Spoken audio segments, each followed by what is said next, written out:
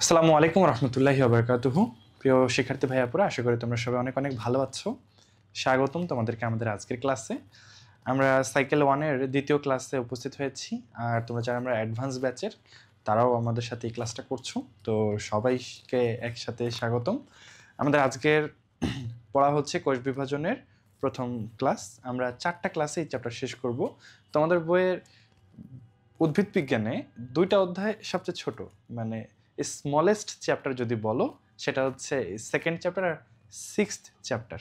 ঠিক আছে, তো 6th চ্যাপ্টার হচ্ছে সবচেয়ে ছোট, তার চেয়ে একটু সিনিয়র, একটু বড় আর কি। সম্ভবত 6 অধ্যায় হচ্ছে 18 পেজ, মানে 20 পেজ। তো যাই হোক, আমরা 4টা ক্লাসে এই ছোটো চ্যাপ্টারটা শেষ করব। খুবই ইম্পর্ট্যান্ট একটা চ্যাপ্টার, বলতে পারি যে মানব সভ্যতার ইতিহাসে এমন কোনো বোর্ড পরীক্ষা হয় নাই যখন এই চ্যাপ্টার থেকে প্রশ্ন আসে নাই, রিটেন প্রশ্ন, সৃজনশীল বলতে পারো।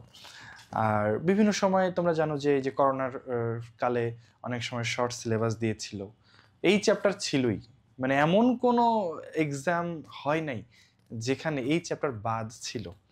সো আমি তোমাদেরকে বোঝাইতে চাচ্ছি এই চ্যাপ্টারটা কতটা ইম্পর্টেন্ট। এই চ্যাপ্টার থেকে একটা না একটা প্রশ্ন আসবেই রিটেনে, আর এমসিকিউ তো হরহামেশাই আসে। প্রশ্নগুলো আবার সহজ, কঠিন যে না আসে তা না, যদি বুঝতে পারো তাহলে খুবই সহজ। তা আমরা আজকে পড়বো শুরু থেকে মাইটোসিসের আগ পর্যন্ত। তোমরা 9-10-এ মনে হয় মাইটোসিস পড়েই আসছো।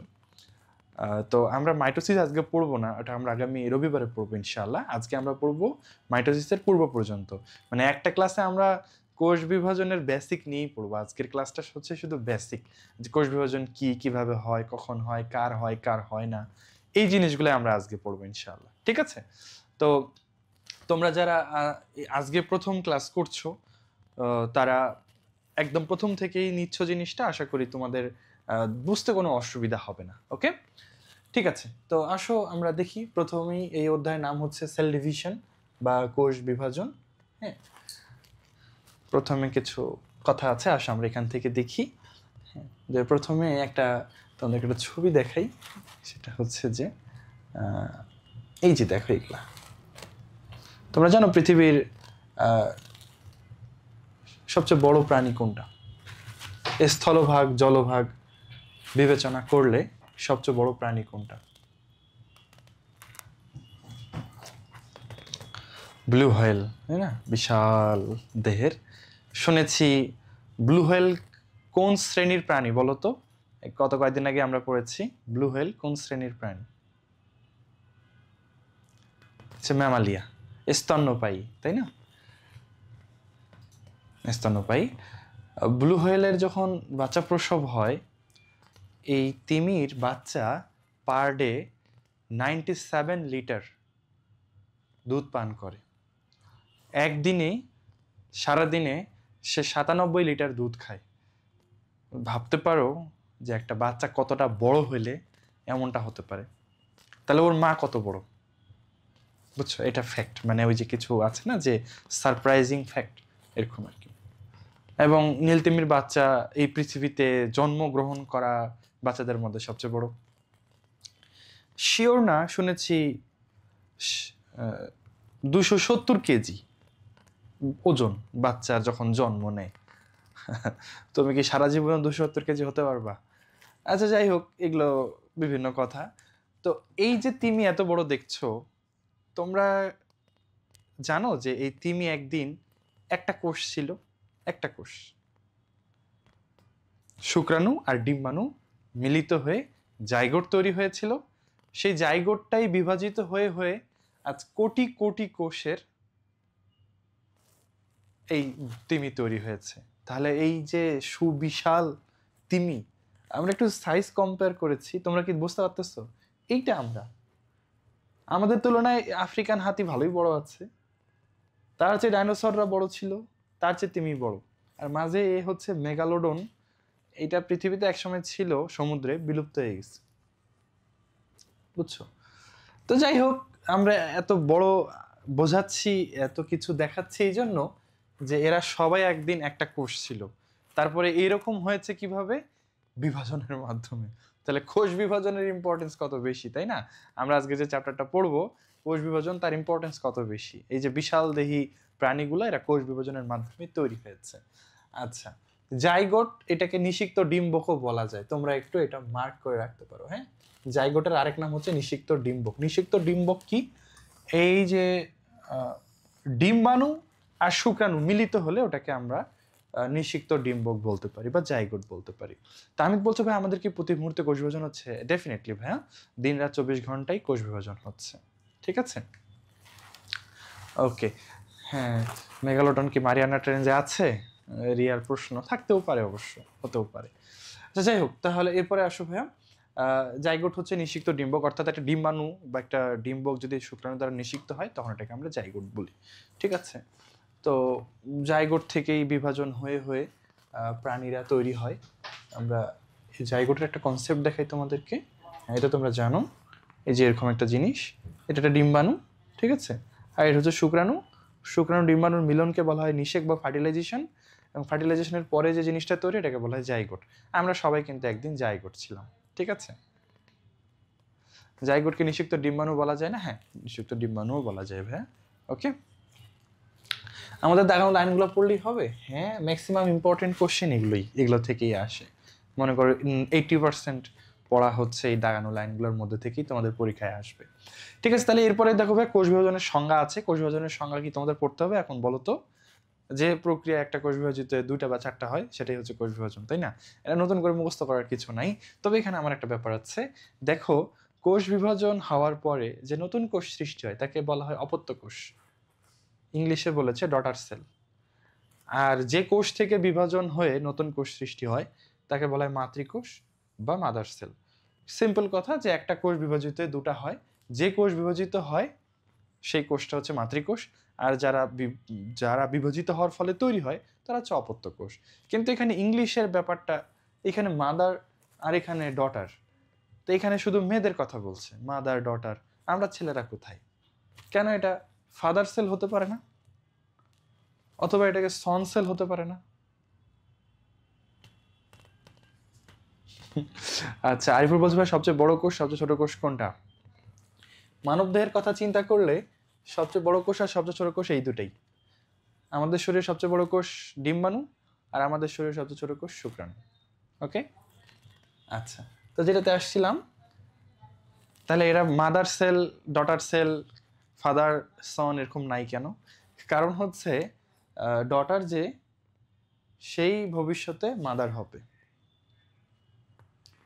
জন্মদানের ব্যাপারটা সরাসরি মায়ের সাথেই সম্পর্কিত। ঠিক আছে, জন্মদানের ব্যাপারটা সরাসরি মেয়েদের সাথে সম্পর্কিত। তাই যেহেতু এখানে কোষ বিভাজনে নতুন কোষ সৃষ্টি হয়, তাই উপমা দিয়ে যে কোষ বিভাজিত হয় তাকে মাতৃকোষ বা মাদার সেল বলা হয়, আর বিভাজিত হয়ে যে কোষ সৃষ্টি হয় তাকে ডটার সেল বা অপত্য কোষ বলা হয়। আজকের ডটার আগামী দিনে মাদার হবে। এটা যদি সন হতো, সে তো বড় হইলে মাদার হতে পারবে না, তাই না? এই আর কি।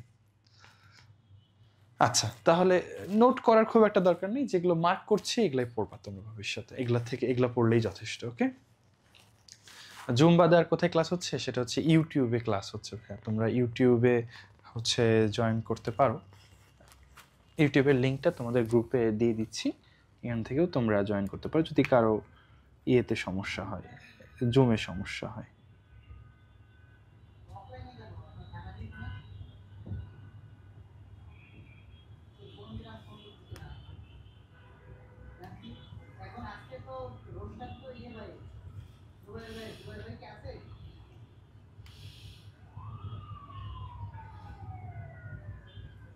আচ্ছা, ইউটিউবে মনে হয় কোনো প্রবলেম হয়েছে, এই জন্য আসতে পারতেছে না। জুমেই করতে পারো তোমরা। আচ্ছা, তোমাদের রিটেন এক্সামটা ইনশাল্লাহ আগামীকাল থেকে আমরা শুরু করবো এবং সময় দিব ভাইয়া। আশা করি তোমরা এর মাঝে পরীক্ষা নিতে পারবা। প্রথম ওদের সিকিউ এর কথা যেটা বলছো, যারা অ্যাডভান্স ব্যাচের, এটা আমরা কালকে ইনশাল্লাহ নিব। ওকে, আচ্ছা, ওকে। এরপরে আসো ভাই, তাহলে আমরা দেখলাম মাদার সেল, ডটার সেল কেন বলা হয়। এরপর আসো, প্রথম কোষ বিভাজন আবিষ্কার করেন ওয়াল্টার ফ্লেমিং নামের একজন সায়েন্টিস্ট। ওনার নামটা একটু লাগবে, হ্যাঁ। উনি সামুদ্রিক সালামান্ডার, যার সায়েন্টিফিক নেম ট্রাইটুরাস মাকুলোসা, এই প্রাণীতে উনি প্রথম কোষ বিভাজন পর্যবেক্ষণ করেন। তাহলে এখান থেকে আমাদের একটু পরীক্ষায় আসার মতো পড়া আছে ভাইয়া, যে কোষ বিভাজন পর্যবেক্ষণ করেন কে? Walter Fleming. আবিষ্কার করেন কে? Walter Fleming. কোন প্রাণীতে? সামুদ্রিক সালামান্ডার নামের প্রাণীতে, এবং ট্রাইট্রাস মাকুলোসা হচ্ছে ওর সায়েন্টিফিক নেম। তোমরা নিশ্চয়ই সালামান্ডার দেখো নাই, আসো আমরা দেখি। এইটা হচ্ছে সালামান্ডার, বুঝছো? এরা অনেকটাই এটা উভচর প্রাণী, অ্যাম্ফিবিয়া শ্রেণীর প্রাণী। হ্যাঁ, এই সালামান্ডারের সায়েন্টিফিক নামটা মুখস্থ করবা তোমরা, সব সায়েন্টিফিক নেম মুখস্থ করতে হবে না, এটা মুখস্থ করবা, ঠিক আছে? ট্রাইটুরাস মাকুলোসা, এটা উভচর প্রাণী, এরা পানিতেও থাকে মাটিতেও থাকে। হ্যাঁ, অনেকটা টিকটিকের মতোই, এ দেখতে কিউট আছে, বুঝছো? অনেকেই সালামান্ডার ওই যে অ্যাকুরিয়ামে পালে।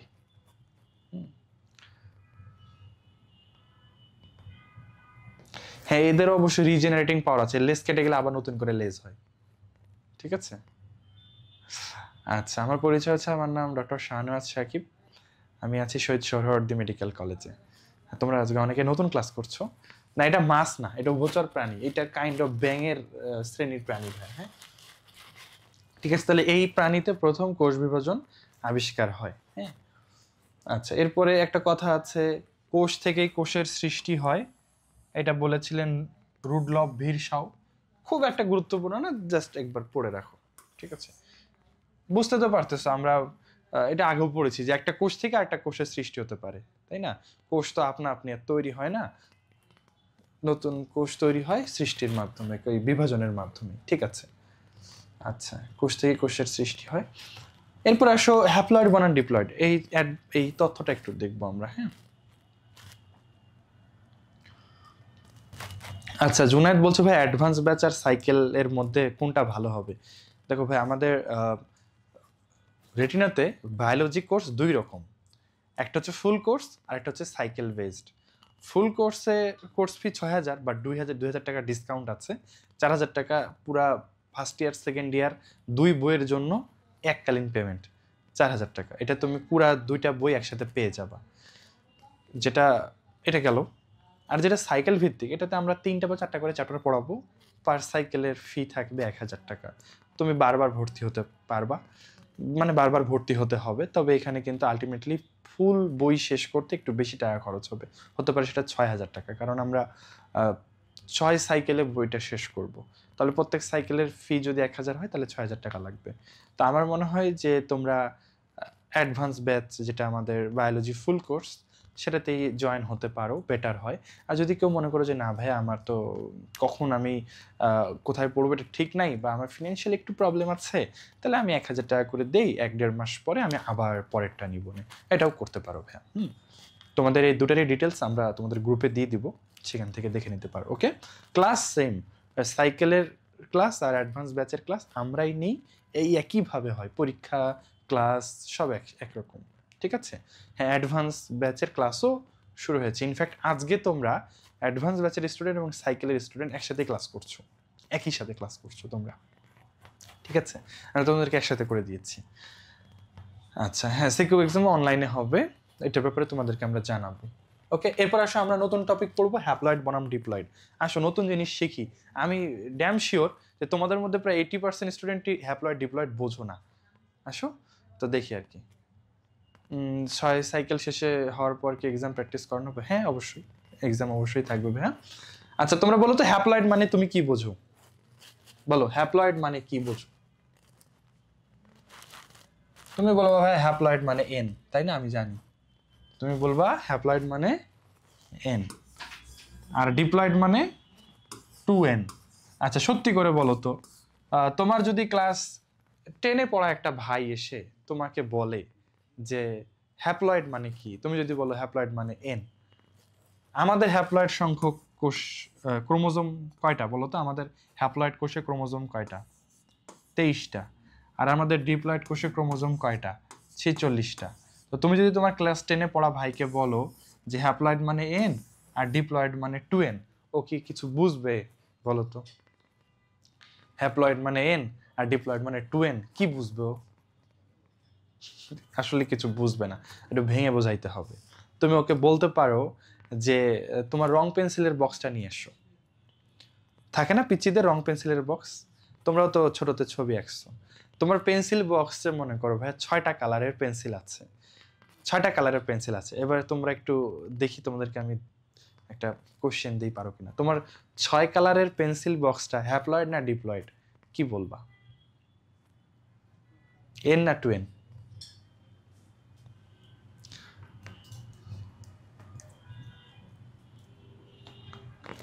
আচ্ছা, 6 কালারের যে পেন্সিল বক্স, এখানে কি কোনো কালারের পেন্সিল দুটা করে থাকে? লাল কি দুইটা আছে? সবুজ কি দুইটা? না। তাহলে এবার বলো পেন্সিল বক্স কি এন না 2n? তাহলে পেন্সিল বক্স হচ্ছে এন। বুঝছো ব্যাপারটা? তাহলে কোনো একটা ক্রোমোজোমে যদি দুটা করে কপি থাকে তাহলে ওই নিউক্লিয়াসটাকে আমরা বলবো ডিপ্লয়েড নিউক্লিয়াস। আর কোন একটা ক্রোমোজোমে যদি একটা করে কপি থাকে তাহলে সেটাকে বলবো আমরা হ্যাপ্লয়েড নিউক্লিয়াস। ঠিক আছে, বুঝছো তো? তাহলে তোমরা দেখো তো ভাইয়া, এই হ্যাপ্লয়েড মানে প্রত্যেকটা ক্রোমোজোমের একটা করে কপি আছে। তোমার শুক্রাণু বা ডিম্বাণু যে হ্যাপ্লয়েড, তার মানে ওখানে যে 23টা ক্রোমোজোম আছে প্রত্যেকটার একটা করে কপি আছে, একটা একটা একটা। আর ডিপ্লয়েড মানে প্রত্যেকটা দুটা করে কপি আছে। দেখো এটা দুটা দুটা দুটা, ঠিক আছে? তাহলে একটা করে কপি থাকলে দুইটা হ্যাপ্লয়েড এন, দুটা করে কপি থাকলে ডিপ্লয়েড 2n, তাহলে 3টা করে কপি থাকলে ওটাকে কি বলবা? হ্যাপ্লয়েড বললাম, ডিপ্লয়েড বললাম, এবার কি বলবো? Good, triploid. তাহলে ট্রিপ্লয়েড মানে তোমার পেন্সিল বক্স যদি ট্রিপ্লয়েড হয় তাহলে ওখানে লাল কালারের পেন্সিল কয়টা আছে?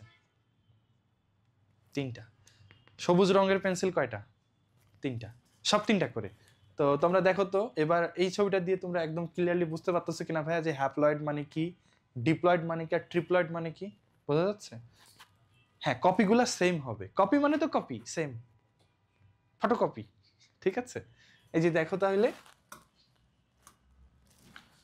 এই যে এরা হলো হ্যাপ্লয়েড, এদের সবাই একটা করে, এদের কোনো সেকেন্ড ডুপ্লিকেট কপি নেই। এরা হলো দুটা করে, এরা হলো ডিপ্লয়েড। এরা হচ্ছে ট্রিপ্লয়েড। এই ট্রিপ্লয়েডের উদাহরণ দিতে পারবা? ট্রিপ্লয়েড কারা? হ্যাঁ, নাবিলা বলতে পারছো, অনেকেই বলছো অবশ্য। ট্রিপ্লয়েড কাদের আছে? শস্য, উদ্ভিদের যে শস্য থাকে সেখানে ট্রিপ্লয়েড কোষ থাকে। পৃথিবীতে অনেকেই অনেক প্রাণীও আছে, উদ্ভিদও আছে ট্রিপ্লয়েড, ওগুলো তোমাদের লেভেলে পড়া নাই, উপরের লেভেলের পড়া, ভার্সিটি লেভেলের পড়া। ঠিক আছে, হ্যাপ্লয়েড প্রাণী আছে। পুরুষ মৌমাছি হ্যাপ্লয়েড হয়। পুরুষ মৌমাছি, তোমরা কি বলো তো, তোমরা কি হ্যাপ্লয়েড না ডিপ্লয়েড বলো?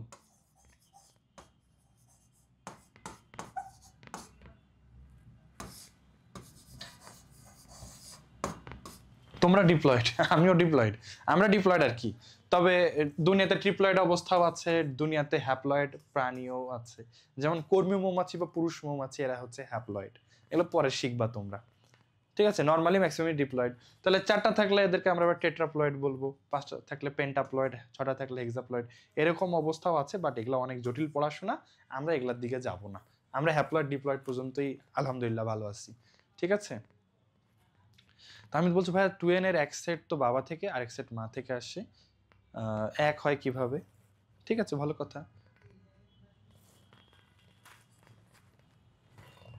আচ্ছা শোনো, ধরো ব্যাপারটা হচ্ছে এরকম, এটা মানুষের ডিম্বাণু, এটা মানুষের শুক্রাণু, এরা যদি মিলিত হয় তাহলে জাইগোট হবে। এখন তোমরা জানো কি না, মানুষের যেমন 46টা ক্রোমোজোম, রেশম পোকারও 46টা ক্রোমোজোম। তাহলে রেশম পোকার ডিম্বাণুর সাথে মানুষের শুক্রাণু মিলাইলে জাইগোট হবে কি রে বলো তো? রেশমেরও ডিম্বাণুতে 23টা ক্রোমোজোম, আমাদের শুক্রাণুতে মনে করো 23টা ক্রোমোজোম, এই দুটাকে যদি একসাথে করি বাচ্চা হবে? হবে না। কেন হবে না? নিউ প্রজাতি, তাই না? নতুন প্রজাতি হবে। এমন মানুষ হবে যার পাখা আছে, আবার সুতা তৈরি করে, তাই না? রেশম পোকার মতো। ঠিক আছে, দূর, কিছু হবে না, হবেই না বাচ্চা। ঠিক আছে, এখন কেন হবে না? কারণ এই যে রেশমের যে 1 নম্বর ক্রোমোজোম আর মানুষের 1 নম্বর ক্রোমোজোম, এরা কি সেম আকার আকৃতির হবে বলতো? রেশম পোকার 1 নম্বর ক্রোমোজোমে যে জিন আছে, মানুষের শুক্রাণুর 1 নম্বর ক্রোমোজোম এগুলা সেম হবে না, ফলে এখানে বাচ্চা হবে না। কাদের সেম হয়? একই প্রজাতির প্রাণীদের সেম হয়। অর্থাৎ আমি যদি মানুষ হই, তাহলে আমার শুক্রাণু এবং আরেকটা মেয়ের ডিম্বাণুতে 1 নম্বর ক্রোমোজোম সেম হবে, 2 নম্বর ক্রোমোজোম সেম হবে, 3 নম্বর ক্রোমোজোম সেম হবে। এভাবে হলে তারপরে গিয়ে বাচ্চা হবে। আমাদের ক্রোমোজোমগুলা নাম্বারিং করা হয়, বুঝছো ভাইয়া? আমাদের ক্রোমোজোমগুলা নাম্বার আছে। এবং খেয়াল করো, তোমাদেরকে আমি কোষের গঠন চ্যাপ্টার পড়ানোর সময় দেখিয়েছিলাম 1 নম্বর ক্রোমোজোম কারা, কাদেরকে সিরিয়ালে 1 নম্বর রাখা হয়েছে বলো তো? যারা সবচেয়ে লম্বা। কোষের মধ্যে সবচেয়ে বড় সবচেয়ে লম্বা ক্রোমোজোম হচ্ছে 1, এভাবে তার চেয়ে ছোট 2, 3, 4, এভাবে 22 নম্বরটা হচ্ছে সবচেয়ে ছোট, দেখতে পাচ্ছ এখানে। তো ভাই আমাদের আসলে মানুষদের ক্রোমোজোম শুক্রাণু ডিম্বাণুতে সেম থাকে। শুক্রাণুতে 1 নম্বর ক্রোমোজোম যে সাইজ, ডিম্বাণুতে 1 নম্বর ক্রোমোজোমের একই সাইজ। এগুলোকে পরস্পরের হোমোলোগাস ক্রোমোজোম বলে, সমসংস্থ ক্রোমোজোম বলে। শুনছো এই নামটা আগে? হ্যাঁ, একই রকম দেখতে, একই রকম আকার আকৃতি গঠন বৈশিষ্ট্য এর ক্রোমোজোমকে বলা হয় হোমোলোগাস ক্রোমোজোম। তুমি যদি মানুষের সাথে রেশম পোকার শুক্রাণু ডিম্বাণু মেলাও, হোমোলোগাস ক্রোমোজোম হবে না। ঠিক আছে? হ্যাঁ, লেকচার স্লাইড দিয়ে দিব ভাইয়া। ওকে, চিন্তা করো না। ঠিক আছে, আসো তাহলে আমরা বইয়ে চলে আসি হ্যাপ্লয়েড বনাম ডিপ্লয়েড। ঠিক আছে, মানুষের দেহকোষ হচ্ছে 2n, আমাদের শুক্রাণু ডিম্বাণু হচ্ছে n। n মানে হলো number of unique chromosome. 2n মানে প্রত্যেকটা ক্রোমোজোম 2টা করে আছে। ঠিক আছে, 3n মানে প্রত্যেকটা ক্রোমোজোম 3টা করে আছে। n মানে তাহলে কি? n হচ্ছে নাম্বার অফ ইউনিক ক্রোমোজোম। ওকে, আচ্ছা এরপরে আসো, আমাদের কয় সেট ক্রোমোজোম থাকে? আমাদের ইউনিক ক্রোমোজোম আছে 23টা। আর 23 2 গুণে 46টা মানে আমাদের কয় সেট ক্রোমোজোম আছে তাহলে বলো? আমাদের ইউনিক ক্রোমোজোম 23টা। আমাদের দেহকোষে ক্রোমোজোম থাকে 46টা, তাহলে আমাদের ক্রোমোজোম আছে 2 সেট। 23টা মানে 1 সেট, 46টা মানে 2 সেট। ঠিক আছে, যারা ডিপ্লয়েড কোষ তাদের 2 সেট ক্রোমোজোম থাকে। ওকে, আচ্ছা ঠিক আছে, তাহলে এখান থেকে এই কথাটা মনে রাখবো। তাহলে হ্যাপ্লয়েড বনাম ডিপ্লয়েড এই টপিকের পড়া কি ভাইয়া? আমরা জানি যে হ্যাপ্লয়েড মানে number of unique chromosome, n মানে number of unique chromosome. Haploid কোষ মানে এখানে প্রত্যেকটা ক্রোমোজোম আলাদা আলাদা রকমের দেখতে।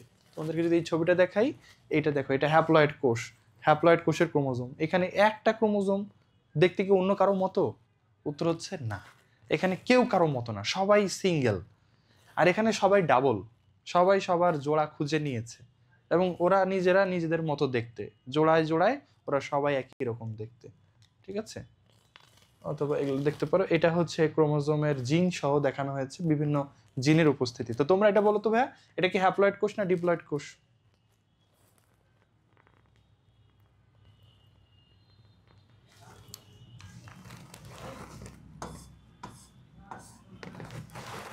এটা হ্যাপ্লয়েড, গুড। এন, হ্যাঁ তাহমিদ প্রশ্ন করো ভাইয়া।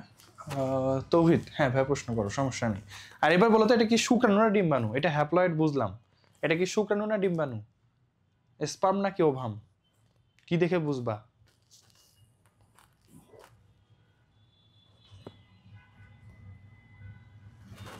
হ্যাঁ, এটা দুটাই না। দেখো, আমাদের 22 জোড়া ক্রোমোজোম সেম, পুরুষ নারীতে সেম। পার্থক্য হয় কত নম্বর জোড়ায়? 23 নম্বর জোড়া। XY XX, XX মানে ফিমেল আর XY মানে মেল। তো যদি কোনো ক্রোমোজোমে শুধু Y থাকে, তাহলে এটা কি ডিম্বাণু হতে পারে না শুক্রাণু হতে পারে? এটা কি ডিম্বাণু হওয়ার সুযোগ আছে? ডিম্বাণুতে শুধু X থাকবে, X।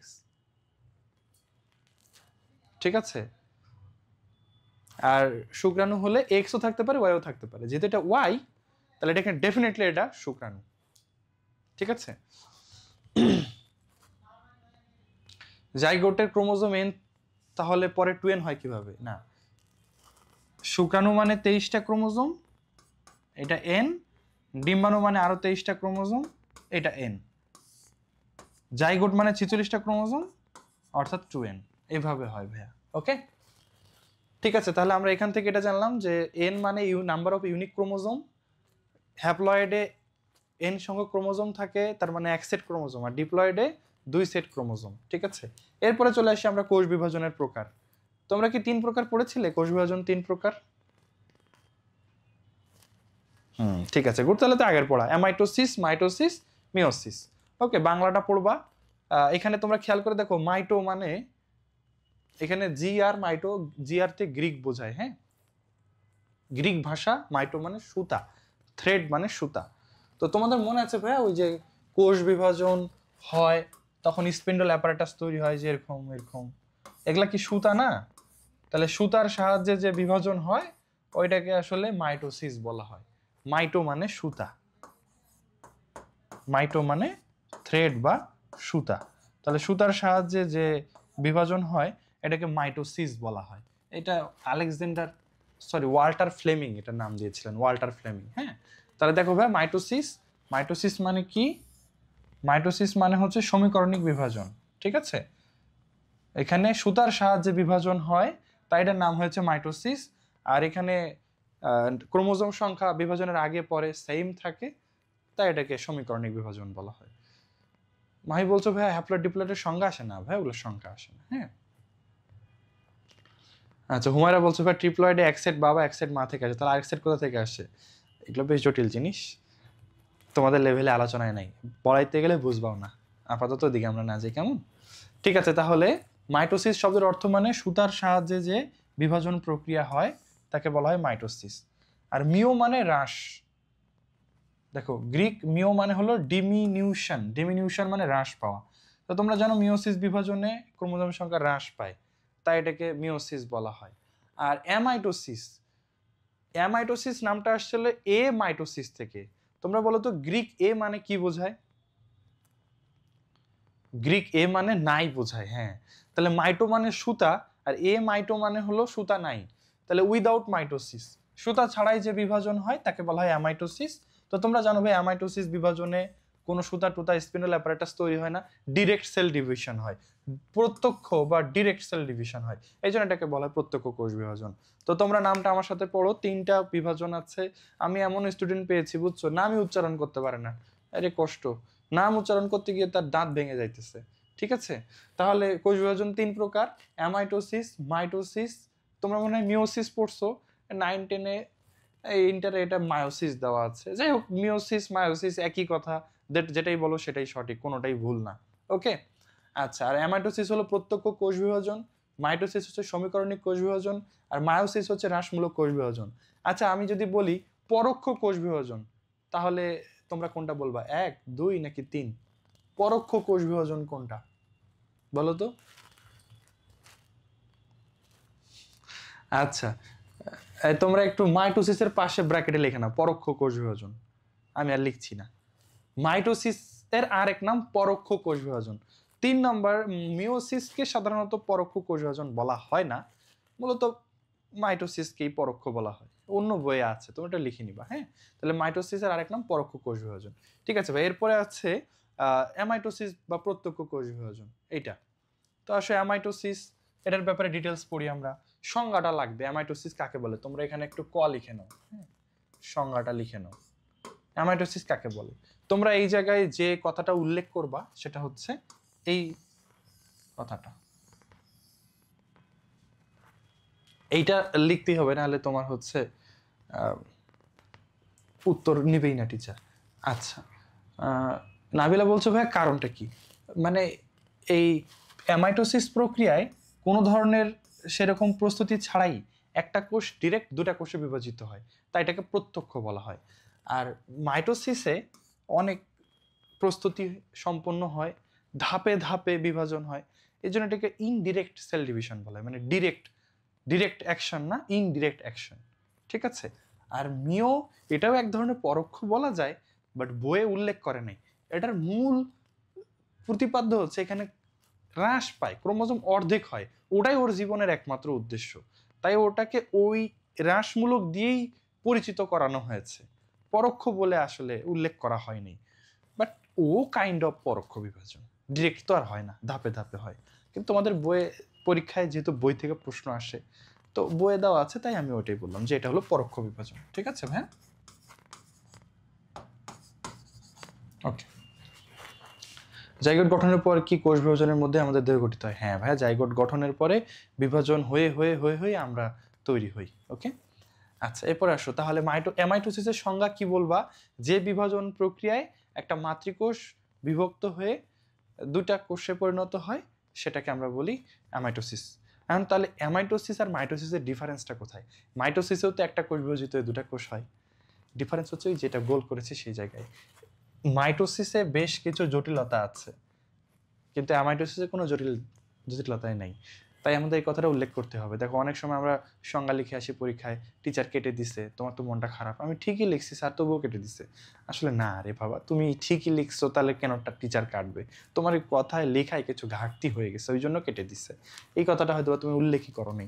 জটিল মাধ্যমিক পর্যায়ে ছাড়াই মানে হলো যে মাঝখানে কোনো ধরনের জটিলতা ছাড়াই বিভাজন হয়েছে, এটাকে আমরা বলবো অ্যামাইটোসিস।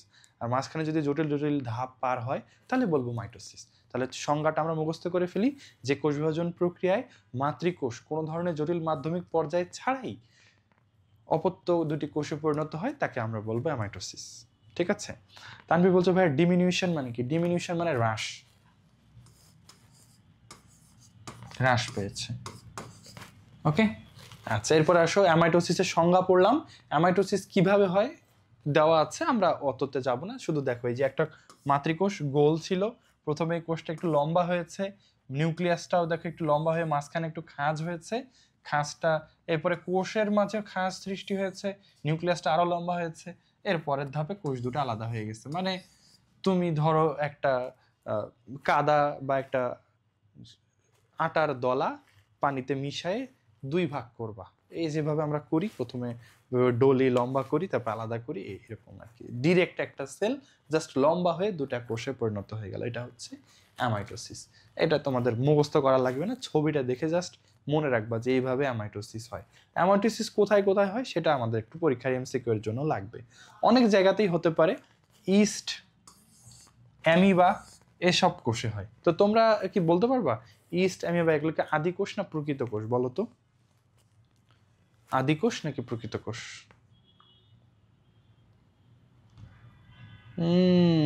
অনেকেই বলেছে আদি কোষ। এই ইস্ট কিন্তু ছত্রাক। ছত্রাক কি আদি কোষ না প্রকৃত কোষ বলো? এতদিন পরে এসে এগুলো ভুল করলে কিন্তু হবে না। ছত্রাক প্রকৃত কোষ। অ্যামিবা আছে প্রোটিস্টা রাজ্যে, প্রোটিস্টা রাজ্যের ওরা কি আদি কোষ? না, এরা সবাই প্রকৃত কোষ। তাহলে আদি কোষে অ্যামাইটোসিস হয়, এটা আমরা আগেই পড়ে আসছি, এটা নিয়ে কথা বলার কিছু নাই। সকল আদি কোষে অ্যামাইটোসিস প্রক্রিয়া হয়। মনারা রাজ্যের সবাই অ্যামাইটোসিস প্রক্রিয়ার মাধ্যমে বিভাজন করে।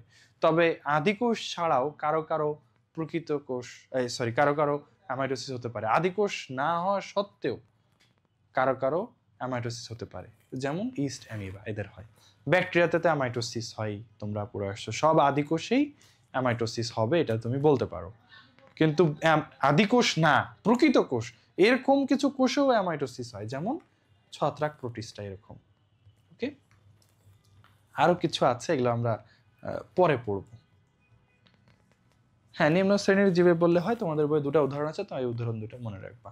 ওকে ভাই, আচ্ছা ব্যাকটেরিয়ার অ্যামাইটোসিস হয় তোমরা জানো, তবে ছোট মানুষের জন্য অনেক কিছুই যেটা সরল, বড়দের জন্য আবার অতটাও সরল না। আচ্ছা তোমরা কি আমাকে বলতে পারবো আলো সরল পথে চলে না বাঁকা পথে চলে? আলো কি বাঁকা হয় নাকি সোজা যায়? হ্যাঁ, তোমরা সবাই বলো ভাই সরল পথে চলে। জোনায়েদ বলছে বাঁকা পথে চলে। না, বাঁকা পথে চলে বললে ভুল। তবে আলো কি বাঁকা হতে পারে কিনা?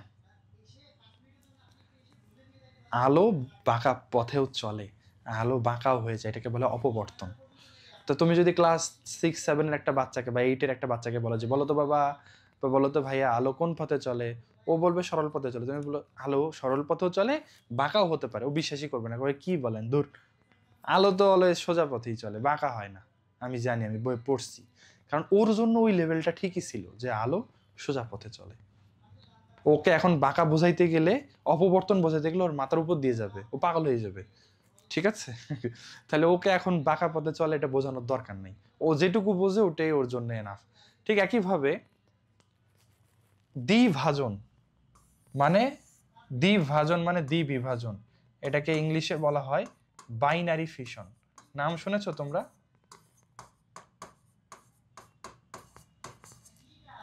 বাইনারি ফিশন মানে দুই ভাগ হয়ে যাওয়া, একটা থেকে দুই ভাগ হয়ে যাওয়া। তো আইসিটিতে পড়ছি না, দ্বিভাজন মানে বাইনারি ফিশন মানে দুই ভাগ হয়ে যাওয়া, আর অ্যামাইটোসিস মানে কি, এটা মানেও দুই ভাগ হয়ে যাওয়া। তো তোমাদের কি মনে হয় অ্যামাইটোসিস আর দ্বিভাজন কি সেম? না, এটা সেম না। তবে এর মাঝে কি পার্থক্য, এই পড়া তোমাদের এই ইন্টার 12 লেভেলে এটা আমরা এখন শেখাবো না, কিছু ডিফারেন্স আছে। এটা যদি ভবিষ্যতে বায়োলজি নিয়ে পড়ো অথবা মেডিকেলে পড়ো তাহলে শিখবা। আপাতত তোমরা জেনে রাখো, আমি যদি তোমাকে জিজ্ঞাসা করি যে ব্যাকটেরিয়ার কোষ বিভাজন কোন পদ্ধতিতে হয়, তুমি বলবা বাইনারি ফিশন। তারপর যদি আমি তোমার দিকে তাকাই থাকি, তুমি বলবা ভাইয়া বাইনারি ফিশন অথবা অ্যামাইটোসিস, তাহলে আমি বলবো হ্যাঁ এবার ঠিক আছে। তাহলে ভাইয়া ব্যাকটেরিয়ার বিভাজন মূলত বাইনারি ফিশন পদ্ধতিতে বা দ্বিভাজন পদ্ধতিতে হয়। এই প্রক্রিয়াটা অনেকটা কার মতো? অ্যামাইটোসিসের মতো।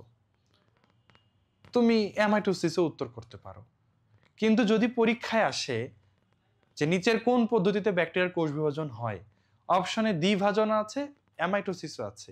এ নাম্বার দ্বিভাজন, B number amitosis, C mitosis, D meiosis. তাহলে উত্তর কি দিবা? এ দ্বিভাজন নাকি বি অ্যামাইটোসিস? উত্তর দিবা এ দ্বিভাজন, কারণ এটা ওর জন্য পারফেক্ট। অ্যামাইটোসিস না, এটা হচ্ছে দ্বিভাজন। ব্যাকটেরিয়ার কোষ বিভাজন হয় কোন পদ্ধতিতে? দ্বিভাজন পদ্ধতি, এক কথাই শেষ। আর এই পদ্ধতিটা অনেকটা অ্যামাইটোসিসের মতো। যদি অপশনে দ্বিভাজন না থাকতো, অ্যামাইটোসিস, মাইটোসিস, মিওসিস, তাহলে তুমি দিতা অ্যামাইটোসিস। ওকে, ক্লিয়ার? জিনিসটা বুঝছো? আচ্ছা, অ্যামাইটোসিস এবং মাইটোসিস উভয় কি বিভাজন হওয়ার পর সমান সংখ্যক হয়? মানে হ্যাঁ, উভয়ই জান্নাত একটা থেকে দুটা কোষ হয় আপু, উভয় ক্ষেত্রে একটা থেকে দুটা কোষ হয়। তবে পার্থক্য হচ্ছে মাইটোসিসে জটিলতা আছে, অ্যামাইটোসিসে জটিলতা নেই। তো ঠিক আছে, আমাদের অ্যামাইটোসিস আসলে শেষ, এখানেই ছিল। অ্যামাইটোসিস তাৎপর্য লাগবে না। বিজ্ঞানীদের ধারণা যে অ্যামাইটোসিস তো সরল, এখান থেকে আস্তে আস্তে বিবর্তিত হয়ে জটিল মাইটোসিস পদ্ধতি এই পৃথিবীতে তৈরি হয়েছে, এটা তাদের ধারণা। আচ্ছা, এরপরে আসো আমরা তাহলে মাইটোসিসে ঢুকি। অ্যামাইটোসিস মোটামুটি শেষ করলাম, এবং তোমাদেরকে আমি এই পর্যায়ে একটা ভিন্ন কথা বলবো। তোমরা দেখেছো আজকে এইচএসসি 25 ব্যাচে রেজাল্ট দিয়েছে। ওকে, রেজাল্ট কেমন দেখলা? একদম, তাই না? কি অবস্থা দেখেছো রেজাল্টের? তাহলে তোমরা কিন্তু এইচএসসি দিবা 2 বছর পরে, ওকে? এবং তখন কিন্তু আওয়ামী লীগ সরকার ক্ষমতায় থাকার সুযোগ আছে? বলো তো।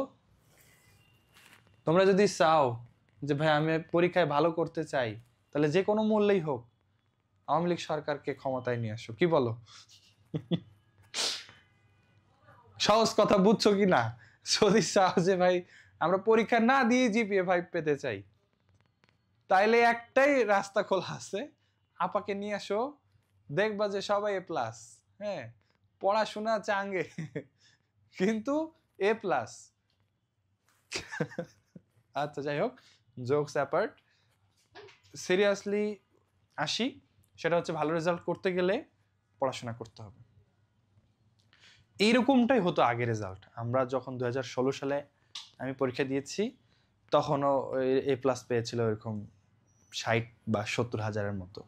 আমরা এটাই নর্মাল হিসেবে জানতাম, বাট মাঝখানে তো বাম্পার ফলন হয়েছে।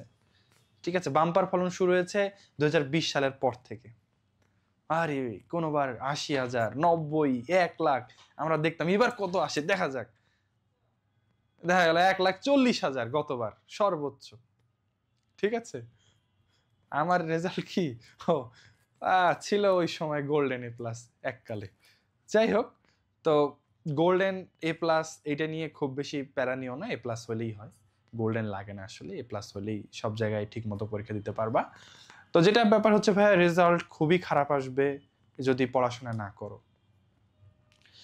তোমাদের কি মনে হয় বলো তো যে এখনকার ছেলে মেয়েরা আগের ছেলে মেয়েদের তুলনায় বেশি পড়ে না কম পড়ে? তোমাদের লেভেলে উপলব্ধিটা কি? বেশি পড়ে না কম পড়ে এখনকার জেনজি? ওরে বাবা রে, কেউ আবার লেখছে ভাই বেশি পড়ে। আমি এটা বিশ্বাস করি না, ঠিক আছে? এটা কারণ আছে ভাইয়া।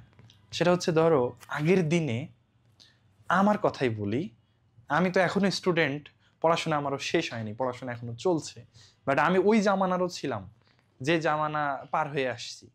তখন সন্ধ্যা হইলে আমাদের কোনো কাজ ছিল না, এই বিটিভিতে আর কি দেখবো, ওই আলিফ লায়লা হতো রাত 8টায়, সেটা দেখতাম। হ্যাঁ, কিন্তু তারপরে আর কি দেখবো, টিভি দিয়েও শান্তি নেই, বিটিভিতে ওই এটা ওটা প্রোগ্রাম হয়, ভাল লাগে না। আলটিমেটলি পড়তাম, বা সকালে উঠে কি করব, পড়তাম। রাত জেগে কি করব, পড়তাম। পড়া ছাড়া আর কি বা করার আছে? ওকে, আর খেলতাম, ঘুমানোর সময় ঘুমাইতাম। কিন্তু ভাই এখন আমি নিজেও দেখি যে রাতে আমি 12টার দিকে শুয়ে পড়ছি, হাতে আছে ফোনটা, এই চালাইতেছি ফেসবুক, ইউটিউব, ইনস্টাগ্রাম, টুইটার, আরও অনেক দায়িত্ব, তাই না? কত কিছু চালানোর লাগে, তাই না? ঠিক না বলো? কত ফ্রেন্ড, কত জনের পোস্ট, কি হইতেছে দেশে, কত কিছু। তখন তো আমাদের 3Gও ছিল না, ভিডিও চলতো না, তখন মোবাইলে ভিডিও চলতো না, নেট থেকে সরাসরি ভিডিও চলতো না, ইউটিউব ভিডিও দেখার কোনো অপশন ছিল না আমাদের। 7 টাকা দিয়ে 20 MB কিনতাম, 20 MB দিয়ে 1 সপ্তাহ চলতো। বিশ্বাস করবা, 20 MB দিয়ে 1 সপ্তাহ চালাইতাম, ওটাও শেষ হয় না। আর এখন তো 1 সপ্তাহে 20 GB শেষ হয়ে যায়। সিরিয়াসলি? তাহলে এখনকার ছেলে মেয়েদের পড়ার সময় সংকুচিত হয়ে গেছে। কিছু হইতে না হইতেই ফোনে ঢুকবা, দেখবা 1 ঘন্টা শেষ, তাই না? 5-7 মিনিট করে একটা ভিডিও দেখবা, রিলস দেখবা 2-3 মিনিট করে, 30টা রিলস দেখে ফেলছো, 30 2 গুণে 1 ঘন্টা শেষ। তুমি ইমাজিনও করতে পারবে না কিভাবে সময় শেষ হয়ে গেল। তাহলে এখনকার ছেলেমেয়েরা পড়াশোনা অনেক কম করছে। আগের বাচ্চা কাচ্চারা বাধ্য হয়ে পড়তো, কি করবে, করার তো কিছু নাই, ঠিক আছে? কিন্তু এখনকার ম্যাক্সিমামই ফোন ইউজ করতেছে, সেটাতে সময় নষ্ট হচ্ছে, পড়াশোনা কমে যাচ্ছে। হ্যাঁ, এর মাঝেও যারা ফোনটাকে পড়াশোনার পারপোজে ইউজ করতেছে তারা ভালো করতেছে। তাই ভাইয়া, এইচএসসিতে যদি এরকম ভূমিধস হার দেখতে না চাও, হ্যাঁ, কত স্টুডেন্ট আজ মেডিকেল অ্যাডমিশনে 2 মাস কোচিং করে ফেলছে, আজকে দেখতেছে সে মেডিকেলে পরীক্ষা দিতে পারবে না, কারণ তার পয়েন্ট নাই। ইঞ্জিনিয়ারিং এ হাজার হাজার ছেলে মেয়ে, বুয়েটের স্বপ্ন, A+ না পাইলে বুয়েটে পরীক্ষা দিতে পারবা? বলো তো, বলো। A+ না পাইলে বুয়েটে তোমার ফর্মই তুলতে পারবে না, পরীক্ষা তো দূরের কথা। তো ভাইয়া, রিকোয়েস্ট, যে হাতে 1.5 বছরের মতো সময় আছে, জীবনের সর্বোচ্চ ইফোর্ট দাও, কারণ সামনের দিন কঠিন আসতেছে। এমনি এমনি প্লাস পেয়ে যাবে না, এটা এককালে পসিবল ছিল। হ্যাঁ, আমরাও মজা করছি, যারা পরীক্ষা দিলে A+ পাওয়া যাবে, IM GPA 5, এটা কোনো ব্যাপার, GPA 5 কোনো ব্যাপার, এটা সবাই পায়। কিন্তু সামনের দিন এরকম হবে না। যারা টু দা পয়েন্ট পড়াশোনা করছে, সবগুলা বই টপিক ধরে ধরে পড়ছে, তারাই A+ পাবে। যারা ফাঁকি দিবে, শিওর লিখে রাখো, গ্যারান্টি A+ পাবে না। এবং A+ না পাওয়ার সাথে সাথে মেডিকেল কিংবা ইঞ্জিনিয়ারিং ইউনিভার্সিটিতে পরীক্ষা দেওয়ার সুযোগ হাতছাড়া হয়ে যাবে, ঠিক আছে? আচ্ছা, প্রত্যাশা বলছো ভাই বায়োলজি কিভাবে পড়বো? তোমরা খেয়াল করে দেখবা, ফিজিক্স, কেমিস্ট্রি, ম্যাথের পাশে বায়োলজিটাই সবচেয়ে অবহেলিত, ঠিক কিনা? এটাই সবচেয়ে কম পড়ো, এবং এটাই সবচেয়ে বড় তোমাকে ধামাকা দিবে, কারণ এটা একদিনে পড়ার জিনিস না, ঠিক আছে? তো ভাইয়া, এখন থেকে এই যে সপ্তাহে 2 দিন করে পড়ো, 2 দিন করে পড়লেই যথেষ্ট, 2 দিন করে পড়লেই সিলেবাস শেষ হয়ে যাবে, ওকে? আর যেগুলো যেগুলো আমরা দাগাই দিব, ওগুলো ভালো করে পড়বো, ওগুলাই পরীক্ষায় আসবে। দাগানোর বাইরে থেকে আসার সম্ভাবনা খুবই কম, ঠিক আছে? ওকে, আচ্ছা, আমি কত ঘন্টা পড়তাম, এইটা অবশ্য ভাইয়া ভ্যারি করে। আমরা এখন তো অনেকের কাছে এই কোশ্চেন শুনি, ভাই কত ঘন্টা পড়তেন। সেটা হচ্ছে যে ভাই, এটা ভ্যারি করবে তোমার উপর, তোমার পড়াশোনা শেষ করতে কেমন সময় লাগে তার উপর ডিপেন্ড করে তুমি পড়বা। আমি এভারেজ স্টুডেন্ট ছিলাম, আমি একবার পড়লে আমার সারাদিন সারা জীবন মনে থাকে এমনও ছিলাম না, আবার পড়লাম বাট মাথার উপর দিয়ে গেল, সব কিছুই বুঝলাম না এমনও ছিলাম না। তো আমার ডেইলি 6-7 ঘন্টার মতো পড়াশোনা করা লাগতো সিলেবাস শেষ করার জন্য। তোমাদের প্রতি আমার পরামর্শ, টার্গেট হচ্ছে তোমার হোমওয়ার্ক শেষ করতে হবে। এইটা আমরা আজকে পড়লাম, রবিবারে পরীক্ষা, তাহলে এর মাঝে তোমাকে পড়ে ফেলতে হবে, জমায় রাখা যাবে না। এভাবে তুমি ফিজিক্স পড়ছো, কেমিস্ট্রি পড়ছো, হায়ার ম্যাথ পড়ছো তো যখন যে ক্লাস হচ্ছে সেই ক্লাসের পড়া পড়ে ভালো। তোমার যে কোচিং, যে টিউশন, যেই কলেজের ক্লাস হচ্ছে, যে পরীক্ষা হচ্ছে তার সিলেবাস শেষ করো, এভাবেই তোমার পড়া হয়ে যাবে। নিজেকে আলাদা করে অনেক রুটিন বানায় আলাদা করে রিভিশন দিতে হবে, পড়তে হবে, এমনটা খুব একটা করার সুযোগ পাই নাই আমরা। যখন যেখানে যে পড়া দিত ওটা করতাম, পরীক্ষা চলে আসছে, বইয়ে পড়াও শেষ হয়ে গেছে। ঠিক আছে? হ্যাঁ, স্কুল, মাদ্রাসা কলেজের জন্য সেম। ওকে ভাইয়া? আচ্ছা, যে চ্যাপ্টারগুলো হয়ে গেছে ওগুলো মনে রাখার জন্য কি করবো? যখন সামনে পরীক্ষা আসবে তখন রিভিশন দিবা, পরীক্ষার আগে আগে সিরিয়াসলি পড়বা, বেশি করে পড়বা, তখন রিভিশন দিবা, তাহলেই হবে। ওকে? আচ্ছা, এবার আসো আমরা মাইটোসিসে চলে যাই। তার আগে তোমাদেরকে আমি প্রশ্ন ধরি, দেখি তোমরা প্রশ্নের উত্তর দিতে পারো কিনা। আচ্ছা দেখো এটা কি হবে, এটার উত্তর দুইটা হবে, দেখো তো কোনটা কোনটা উত্তর হবে, পারো কিনা। অ্যাডভান্স ব্যাচের কোর্স আমরা টেস্টের আগে আগে শেষ করে ফেলবো ভাইয়া, তোমাদের টেস্ট পরীক্ষার আগে আগে আমরা বইয়ের সিলেবাস শেষ করে ফেলবো।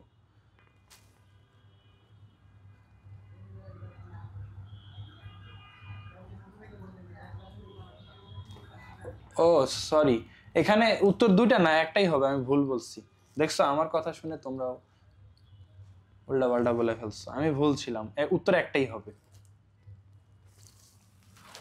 ধর এটা ডিম্বাণু, হ্যাঁ, আর এটা শুক্রাণু, এই দুটা মিলায় জাইগোট, এটা এন, এটা এন, এটা 2n, এবং জাইগোট বিভাজিত হয়ে একটা থেকে দুইটা হবে,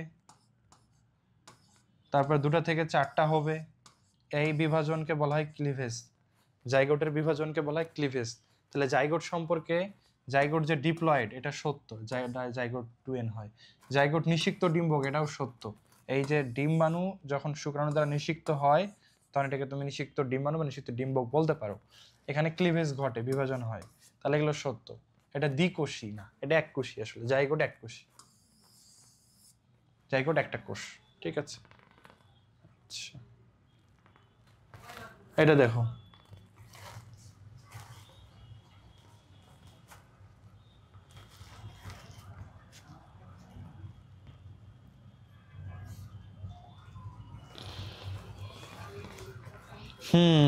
পারছো। ট্রাইটুরাস মাকুলোসা,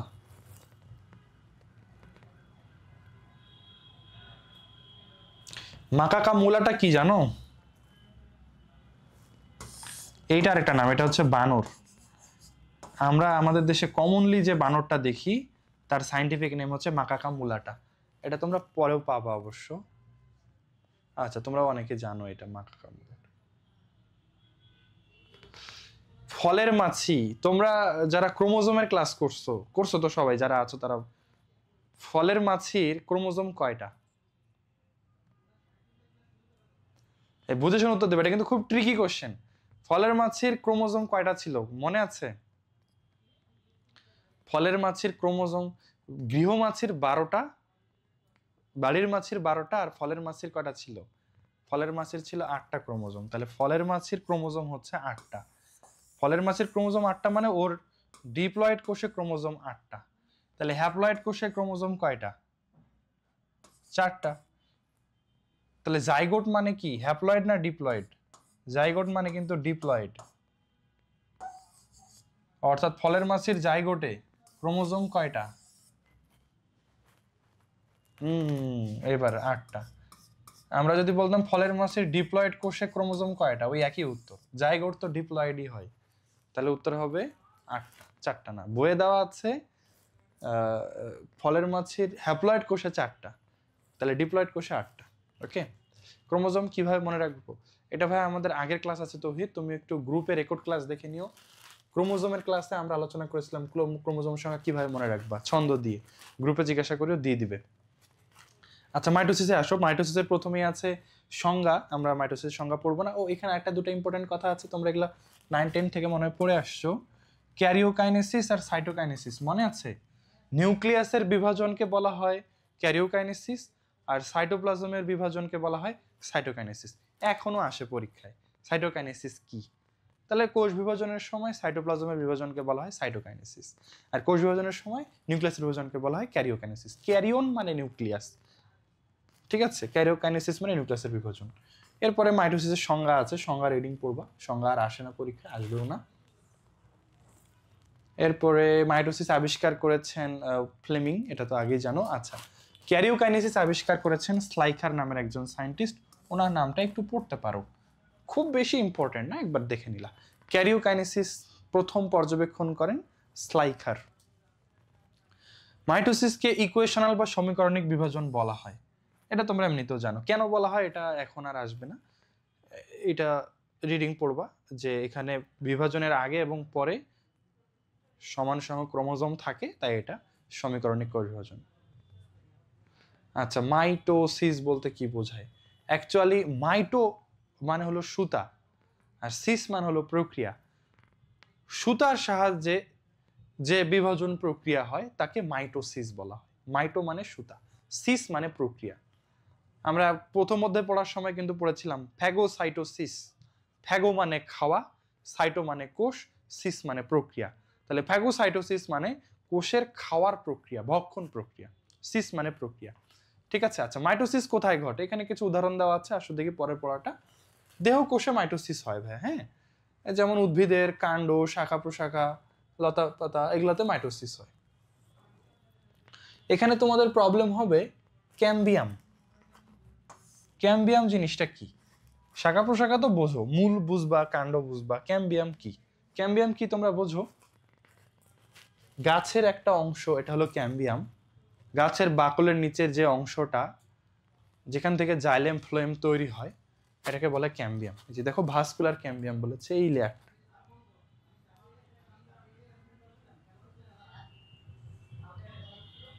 এটা হচ্ছে ক্যাম্বিয়াম, ঠিক আছে, ওকে।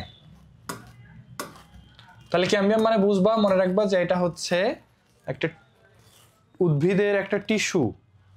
ভাস্কুলার ক্যাম্বিয়াম নামের টিস্যু আছে, কর্ক ক্যাম্বিয়াম নামের টিস্যু আছে, এদের বিভাজন হয়, মাইটোসিস প্রক্রিয়ায় বিভাজন হয়। লেয়ার, হ্যাঁ, অ্যামাইটোসিসে ছিল স্পিন্ডল তন্তু তৈরি হয় না, ঠিকই আছে ভাই। অ্যামাইটোসিসে তো মাইটো মানে সুতা তৈরি হয় না। তাহলে ক্যাম্বিয়াম মানে দেখলাম এটা উদ্ভিদের একটা লেয়ার, উদ্ভিদের কাণ্ডের মধ্যে থাকা একটা লেয়ার হচ্ছে ক্যাম্বিয়াম। এরপরে আসো জনন অঙ্গ। মানুষের বা অন্যান্য প্রাণীর যে জনন অঙ্গ, এটাও কিন্তু একটা দেহ অঙ্গ, এটারও গঠন হয় মাইটোসিসের মাধ্যমে। তো তোমরা এটা মনে রাখবা, জনন অঙ্গ সৃষ্টি হয় কোন বিভাজনের মাধ্যমে? মাইটোসিসের মাধ্যমে, হ্যাঁ। জননাঙ্গের গঠন, জননাঙ্গের বৃদ্ধি, এই জনন অঙ্গ শুনলে আবার মিওসিসের দিকে যায়ও না। জনন কোষ তৈরি হয় মিওসিসের মাধ্যমে, জনন অঙ্গ না, সাবধান, ঠিক আছে। তাহলে জননাঙ্গের গঠন ও বৃদ্ধি মাইটোসিসের মাধ্যমে হয়। এবার আসলে মাইটোসিসের বৈশিষ্ট্য। ওয়ান্স আপন এ টাইম, একবার এটা সিকিউতে আসছে, গতে। মাইটোসিসের বৈশিষ্ট্য লেখো। মাইটোসিসের বৈশিষ্ট্য তো ভাই মজার জিনিস, মুখস্থ করবা, এটা বানায় বানায় লিখবা। মাইটোসিসে ক্রোমোজোমগুলো লম্বালম্বিভাবে বিভক্ত হয়, ঠিক আছে। আচ্ছা ভাই, আমার প্রশ্ন দেখেন। নিশাত, তোমার প্রশ্ন দেখছি না, আরেকবার করো, হ্যাঁ। ইন্টারভাস্কুলার ক্যাম্বিয়াম, হ্যাঁ হ্যাঁ ওগুলাই ভাইয়া, ঠিক আছে। আচ্ছা, তাহলে আমরা দেখি তো মাইটোসিসের বৈশিষ্ট্য কি। মাইটোসিসে ভাইয়া ক্রোমোজোমগুলো লম্বালম্বিভাবে বা অনুদৈর্ঘ্যে বিভক্ত হয়। আমি দেখাচ্ছি লম্বালম্বি বা অনুদৈর্ঘ্য বিভক্ত হওয়া মানেটা কি। আচ্ছা, ধরো এটা এটা একটা ক্রোমোজোম, এটা এইভাবে বিভক্ত হয়, দেখো।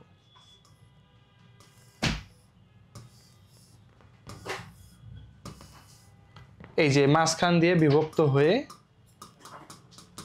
এই যে দুটা ক্রোমাটিডে বিভক্ত হয়েছে, বুঝছো? এই যে দুটা ক্রোমাটিডে বিভক্ত হয়েছে, এই যে এটাকে লম্বালম্বিভাবে বিভক্ত হওয়া বলি আমরা, ওকে। আর এই বরাবর বিভক্ত হলে আমরা বলতাম অনুপ্রস্থভাবে বিভক্ত হয়। তো তোমরাই বলো, ক্রোমোজোম আসলে কোন বরাবর বিভক্ত হয়? অনুপ্রস্থ বরাবর নাকি অনুদৈর্ঘ্য বরাবর, লম্বালম্বি? তাহলে উত্তর হচ্ছে লম্বালম্বি ভাবে অনুদৈর্ঘ্য বরাবর, ঠিক আছে। রিমেম্বার, কারণ এটা আচ্ছা ওখানে একটা ট্রিক্স দিয়েছে, এটা রিমেম্বার লিখে, যে এর সব কিছুই সমান, মনে রাখবা। মাইটোসিসের সবকিছুই সমান। এই যে সমান সমান সমান সমগুণ, এটা দিয়ে মনে রাখার জন্য বলছে আর কি, যে এটা সবকিছু সমান দিয়ে বর্ণনা করা যায়।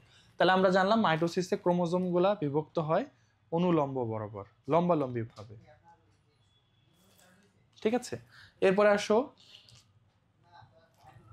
বিভাজনের আগে এবং পরে মাতৃকোষের এবং অপত্য কোষের ক্রোমোজোম সংখ্যা থাকে সমান, তাই না? অপত্য কোষে ক্রোমোজোম মাতৃকোষের সমান থাকে, সমগুণ সম্পন্ন হয়। মাতৃকোষের বৈশিষ্ট্য যেমন অপত্য কোষের বৈশিষ্ট্য তেমন, তাই না? এই জন্য এদের বৈশিষ্ট্য হবে সমগুণ সম্পন্ন। ঠিক আছে, আচ্ছা এরপরে আসো অপত্য কোষের ক্রোমোজোম সংখ্যা মাতৃকোষের ক্রোমোজোম সংখ্যার সমান, একই কথা বারবার দিয়েছে। আর অপত্য কোষ পরবর্তীতে মাতৃকোষের সমান হয়, মানে আয়তনেও সমান হয়। হ্যাঁ, এই 5টা বৈশিষ্ট্য মুখস্থ করবা, এটা গ নম্বরে একবার পরীক্ষা আসছিল বোর্ডে, আবারও আসতে পারে ভাই। হ্যাঁ, আচ্ছা পূর্ণ বলছো ভাই আজকের এক্সামটা কবে হবে? আজকের এক্সামটা কোনটা ভাই? রিটেন এক্সামের কথা বলছো, প্রাণী শ্রেণীবিন্যাস চ্যাপ্টারের পূর্ণ? আচ্ছা আচ্ছা, হ্যাঁ ওটা আগামীকালকে হবে ভাই, আমরা গ্রুপে লিখে দিব, কালকে থেকে তোমরা দিতে পারবে, 2 দিন পর্যন্ত টাইম দেওয়া থাকবে। ঠিক আছে, ক্লাস 10টা পর্যন্ত? হ্যাঁ ভাইয়া 10টা পর্যন্ত। তাহলে এই 5টা বৈশিষ্ট্য মনে রাখতে পারবা না? এখানে মনে রাখবা যে ক্রোমোজোমগুলো অনুদৈর্ঘ্য বরাবর বা লম্বালম্বিভাবে বিভক্ত হয়, অপত্য কোষের ক্রোমোজোম সংখ্যা মাতৃকোষের সমান হয়, অপত্য কোষ মাতৃকোষের সমগুণ সম্পন্ন হয়, অপত্য কোষ মাতৃকোষের সমান আয়তন বিশিষ্ট হয়। আয়তন সমান, গুণাগুণ একই, সংখ্যাও সমান, এগুলোই। ঠিক আছে, মাইটোসিসের বৈশিষ্ট্য। ঠিক আছে, মাইটোসিসের বৈশিষ্ট্য হইলে এবার আমরা পড়বো কোষ চক্র ইন্টারফেজ। এটা তোমাদের জন্য একটু নতুন ভাইয়া। হ্যাঁ, আমরা আসলে কোষ বিভাজনের এই প্রথম নতুন টপিকে আমরা পদার্পণ করলাম। আসলে দেখি কোষ চক্র মানে কি। একটা কোষ যখন সৃষ্টি হয়, এরপরে ও আস্তে আস্তে বড় হবে, ম্যাচিউর হবে, এবং সে নিজেও বিভাজন করবে এবং নতুন 2টা কোষের সৃষ্টি করবে। এটাই কোষের জীবন। ক্লাস 8টায় শুরু হয়েছে ভাইয়া। ঠিক আছে, তাহলে একটা কোষের জীবনের টার্গেট কি? জন্ম নেওয়া, বড় হওয়া, বিভাজন করা, এটাই তার জীবনের টার্গেট। এই যে একটা কোষ জন্ম নেয়, বৃদ্ধি হয়, বড় হয়, এরপর বিভাজন হয়, এটাই হচ্ছে কোষ চক্র। তাহলে মনে রাখবা, একটা কোষের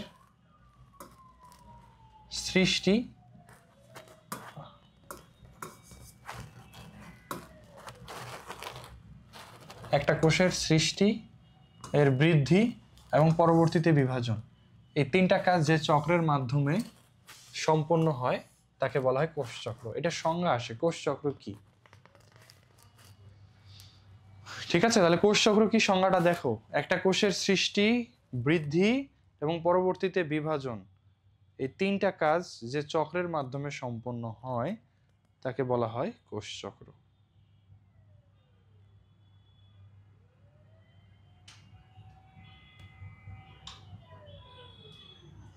আচ্ছা, এরপরে আসো, তোমাদেরকে যদি বলি নিচের কোনটি কোষ চক্রের অংশ নয়?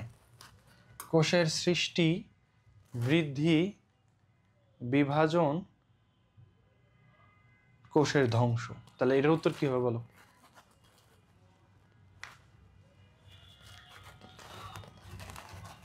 তাহলে বুঝতেই পারলা ভাইয়া, একটা কোষ যদি ধ্বংস হয়ে যায় তাহলে কি সে আর কোষ চক্র চালাইতে পারবে না? তার থেকে তো আর নতুন করে কোষের সৃষ্টি হবে না।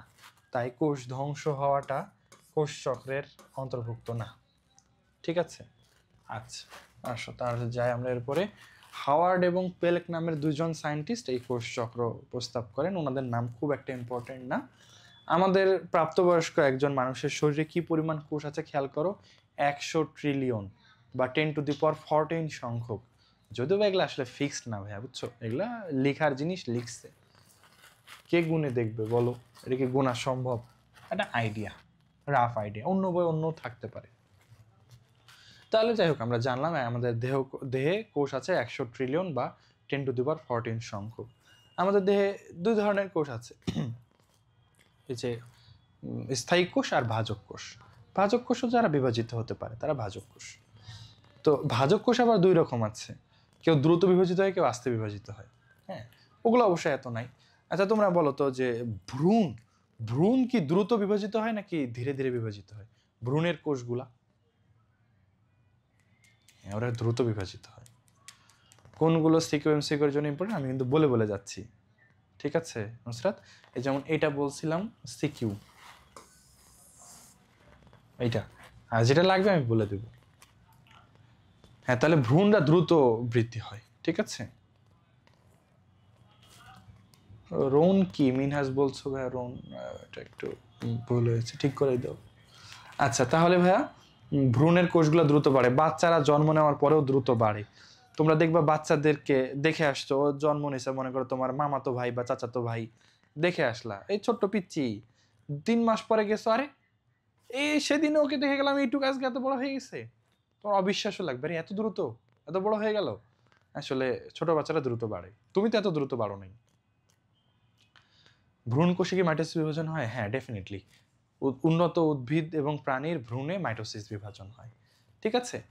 আচ্ছা তাহলে কোনো কোনো জায়গায় দ্রুত বিভাজন হয়, যেমন ভ্রূণ, মূল, কাণ্ড। তোমরা দেখো না গাছের লাউয়ের ডগা দ্রুত বাড়ে না ধীরে বাড়ে? খুবই দ্রুত। একটা লাউ গাছের বয়স 4 মাস, তোমার চেয়ে কত লম্বা, তাই না? অনেক দ্রুত বাড়ে ওরা। আচ্ছা, কিছু কিছু কোষ আছে যারা বিভাজন করে না,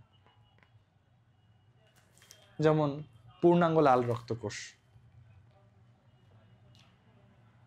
কত সময় পর্যন্ত দ্রুত বাড়ে? এই 6-7 বছর পর্যন্ত দ্রুত বাড়ে, তারপর আস্তে আস্তে কমতে থাকে। 18, 20, 22 বছরের দিকে গিয়ে বৃদ্ধি বন্ধ হয়ে যায়। হ্যাঁ, আচ্ছা তাহলে দেখো ভাইয়া আমাদের কোন কোন কোষগুলো স্থায়ী কোষ সেগুলো একটু মনে রাখতে হবে। এই যে এই নামগুলো মুখস্থ রাখতে হবে, দেখো মার্ক করে দেওয়া আছে। দেখলে মেডিকেল অ্যাডমিশন টেস্টের প্রশ্ন আসছে 21-22 সালে, এটা আসছিল যে কোন কোষ বিভাজন হয় না। রেড ব্লাড সেল, লোহিত রক্তকণিকা বা লাল রক্তকোষ, পেশি কোষ, স্নায়ু কোষ। উদ্ভিদের যে স্থায়ী কোষ তারা বিভাজিত হয় না। উদ্ভিদের স্থায়ী কোষ মানে জাইলেম, ফ্লোয়েম, এগুলা, ঠিক আছে। লাল রক্তকোষ তো রেড ব্লাড সেল। তোমরা বলতে পারো এগুলো কেন বিভাজিত হয় না? তোমরা খেয়াল করো, এই যে এই কোষগুলো বিভাজিত হয় না। রেড ব্লাড সেলের কিন্তু নিউক্লিয়াস নাই, এই জন্য বিভাজিত হয় না। হ্যাঁ, ধ্বংস হয়ে যায় ও, আর বিভাজিত হয়ে নতুন দুটা রেড ব্লাড সেল তৈরি করতে পারে না। ও তৈরি হয় আমাদের অস্থিমজ্জা থেকে এবং বয়স শেষে ও নষ্ট হয়ে যায়। নিউক্লিয়াস থাকে না, তাই বিভাজিত হতে পারে না। আচ্ছা, এই পেশি কোষ, পেশি কোষ কেন বিভাজিত হতে পারে না? যদি বা তোমরা পেশি কোষ নিয়ে এখনো ডিটেলস পড়ো নাই, পেশি কোষ মাখু আকৃতির হয়। পেশি কোষ বললেও আবার এটা বলতে হবে কঙ্কাল পেশি, কঙ্কাল পেশি বা ঐচ্ছিক পেশি, এগুলা বিভাজিত হয় না। কঙ্কাল বা ঐচ্ছিক পেশি বিভাজিত হয় না মানে এই যে আমাদের হাত পায়ে যে পেশিগুলো আছে এরা বিভাজিত হয় না। কেন বিভাজিত হয় না? কারণ ভাই এখানে নিউক্লিয়াস থাকে অনেক, শতাধিক নিউক্লিয়াস থাকে। তোমরা যখন পড়বা তখন শিখবা যে কঙ্কাল পেশির গঠন এমন যেখানে প্রায় 100-র উপরে নিউক্লিয়াস থাকে। আচ্ছা, একটা কোষে যদি 100-র উপরে নিউক্লিয়াস থাকে, তোমরাই বলো তো ও কি বিভাজন করার মতো সুযোগ সুবিধা পাবে, বা ওর কোন নিউক্লিয়াসটা বিভাজন করবা? এই নিউক্লিয়াসে তো মারামারি লেগে যাবে।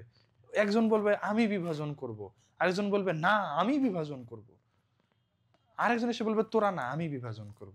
তো ঝামেলা না, আলটিমেটলি ওরা বিভাজনই করে না, বুঝছো? এখন তাহলে পেশি কোষ যদি বিভাজন না করে তাহলে আমরা বড় হয়েছে কিভাবে? এতগুলা দিয়ে কি ওরা কাজ করে, অনেক কাজ করে। তোমার আমার পেশি কোষ অনেক কাজ করে, বেশি বেশি কাজ হয়, এই জন্য বেশি বেশি নিউক্লিয়াস। তাহলে আমার প্রশ্নটা বুঝছো তো, ছোট থেকে আমরা বড় হয়েছি কিভাবে যদি পেশি কোষ বিভাজিত না হয়? উত্তর হচ্ছে ভাই সাইজে বড় হয়। একটা পিচ্চির শরীরের পেশি কোষ যদি এই সাইজের হয়, তাহলে তোমার শরীরের পেশি কোষ হচ্ছে এই সাইজের, এরকম সাইজের বড় হয়, সাইজে বড় হয়। এটাকে আমরা বলি হাইপারট্রফি। হাইপারট্রফি, তুমি যদি আরো কাজ করো আরো বড় হবে। তুমি যদি এরকম এরকম করো রেগুলার ইট নিয়ে, তাহলে তোমার এই জায়গায় কোষ বিভাজন হবে নাকি কোষ আকারে বড় হবে বলো তো? তাহলে এবার বুঝে বলো তো, এরকম যদি আমি ওয়ার্কআউট করি তাহলে আমার আকার বড় হবে, কোষগুলোর আকার বড় হবে, এটা ফুলে উঠবে, বিভাজন কিন্তু হবে না। আবার তুমি যদি এরকম 2 মাস ব্যায়াম করা বন্ধ করে দাও, তাহলে কি এটা বড়ই থাকবে নাকি আবার আগের মতো হয়ে যাবে? তোমরা সবাই জানো আবার আগের মতো হয়ে যাবে। কারণ কি ওটার আসলে বিভাজন হয় না, ওগুলো শুধু সাইজে বড় হয়েছিল। যে বেশি ওয়ার্কআউট করে তার সাইজ বাড়ে, পরে আবার আগের মতো হয়ে যায়। বুঝছো? তাহলে মনে রাখবা ভাইয়া, আমাদের কঙ্কাল পেশি বা ঐচ্ছিক পেশি, এই যে হাতের পায়ের পেশি, এগুলো বিভাজিত হয় না, এরা আকারে বড় হয়, সাইজে বড় হয়, আকারে বড় হয় ভাইয়া। বিভাজন ছাড়া বড় হওয়ার উপায় হচ্ছে আকারে বড় হওয়া। ওকে, তাহলে আমাদের রেড ব্লাড সেল বিভাজিত হয় না, এটা আসলে কঙ্কাল পেশি কোষ হবে, বিভাজিত হয় না। স্নায়ু কোষে সক্রিয় সেন্ট্রিওল থাকে না, তাই বিভাজিত হয় না। সেন্ট্রিওল ছাড়া ওই যে স্পিন্ডল অ্যাপারেটাস তৈরি হতে পারে না, তাই ওরা বিভাজিত হতে পারে না। তোমরা তো পড়েছো সেন্ট্রিওলের কাজ হচ্ছে কোষ বিভাজনে সাহায্য করা, স্পিন্ডল অ্যাপারেটাস তৈরি করা। যেহেতু ওদের সেন্ট্রিওল সক্রিয় না, তাই ওরা বিভাজন করতে পারে না। আর উদ্ভিদের স্থায়ী কোষ যেমন জাইলেম, ফ্লোয়েম, এরাও বিভাজন করে না। ওদের না করার কারণ হচ্ছে ওদের প্রয়োজন নাই। বুঝছো? এই জন্য ওদের বিভাজন হয় না।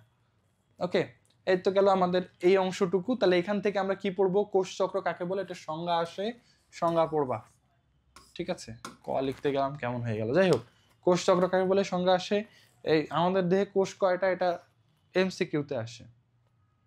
ঠিক আছে, আচ্ছা, আর কোন কোন কোষ বিভাজিত হয় না, এটা একটু পড়বা। হুমায়রা ভালো কথা বলছে। তাহলে আমরা যদি এখন কাজকর্ম না করি, তাহলে আমরা আবার বাচ্চাদের মতো হয়ে যাবো না?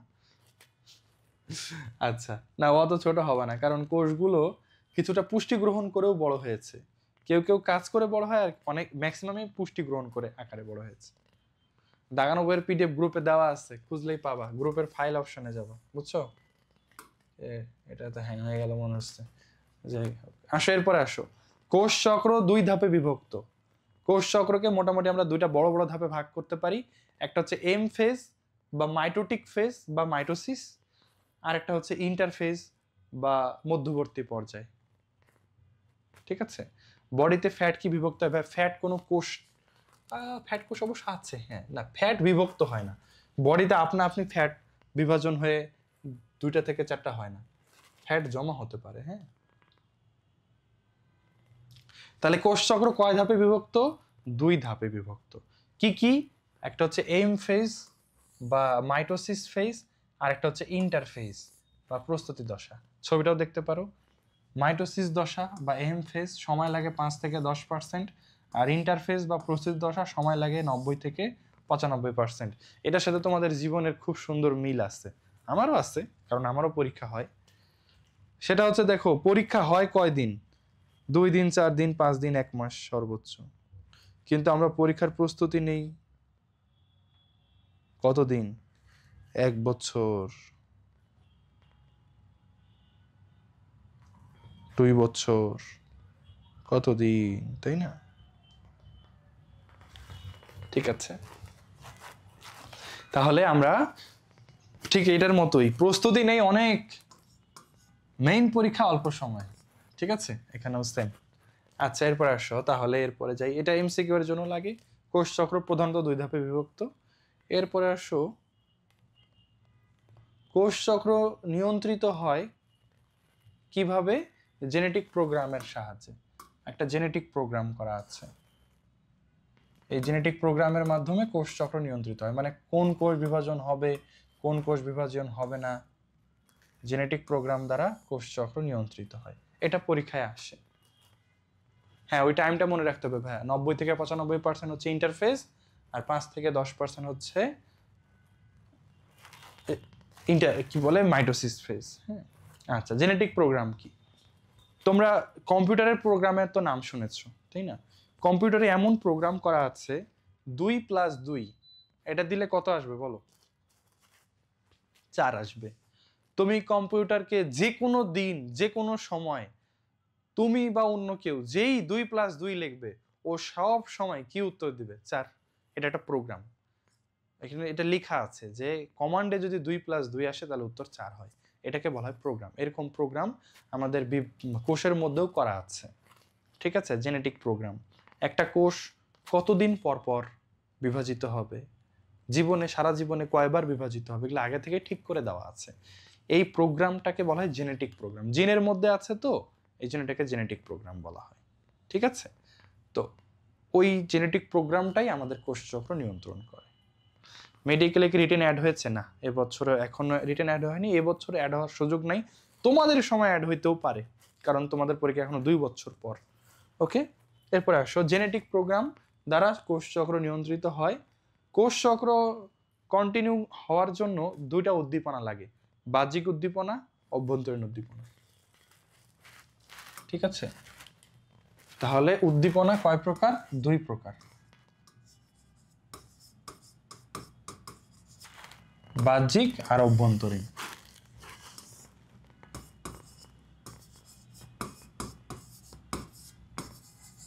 বাহ্যিক উদ্দীপনা,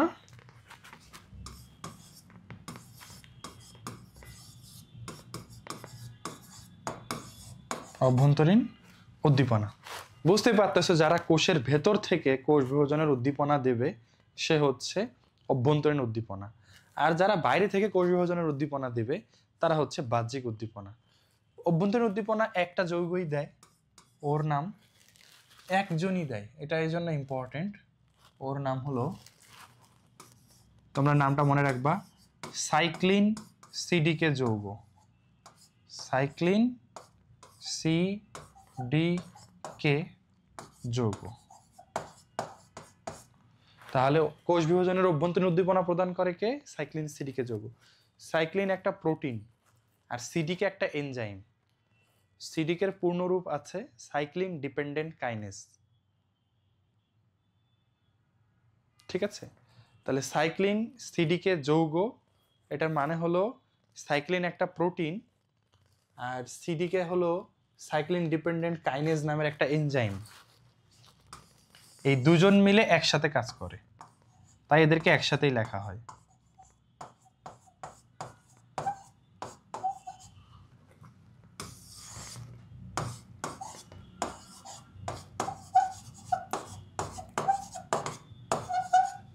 আচ্ছা, আর বাহ্যিক উদ্দীপনা বলতে বাইরে থেকে যে উদ্দীপনাগুলো আসে। আচ্ছা, মনে করো তুমি একটা এমন বাচ্চা যে পুষ্টিকর খাবার খাও, আর তোমার পাশেই তোমার সাথে আরেকটা ছেলে থাকে বা মেয়ে থাকে যে ওরকম পুষ্টিকর খাবার খায় না, তাহলে কে বেশি দ্রুত বড় হবে, তুমি না ওই বাচ্চা? তুমি, কারণ তুমি পুষ্টিকর খাবার খাও। তাহলে এই পুষ্টিকর খাবার আসলে কি কাজ করতেছে? এরা বাইরে থেকে তোমার শরীরে ঢুকতেছে এবং তোমার কোষ বিভাজন বাড়াচ্ছে। তাহলে তুমি বুঝতেই পারতেছো পুষ্টিকর খাবার দাবার খাওয়া এটা কোষ বিভাজনের কোন উদ্দীপনা, বাহ্যিক নাকি অভ্যন্তরীণ? বলো তো। এটা হলো বাইরে থেকে গেছে না, তাহলে বাহ্যিক উদ্দীপনা। ঠিক আছে, হ্যাঁ, কোষের বাইরে থেকে যারাই যাবে তারাই বাহ্যিক উদ্দীপনা। তারপরে তুমি বলো তো হরমোন, ধরো তুমি খাটো, তো তোমাকে ডাক্তারের কাছে নিয়ে গেছে আব্বু, ডাক্তার তোমাকে গ্রোথ হরমোন পুশ করছে, তো এই গ্রোথ হরমোন কি বাহ্যিক নাকি অভ্যন্তরীণ উদ্দীপনা? আইডিয়া করে বলো। গ্রোথ হরমোন কই থেকে গেল, বাইরে থেকে না ভেতর থেকে? বাইরে থেকে দেওয়া হয়েছে।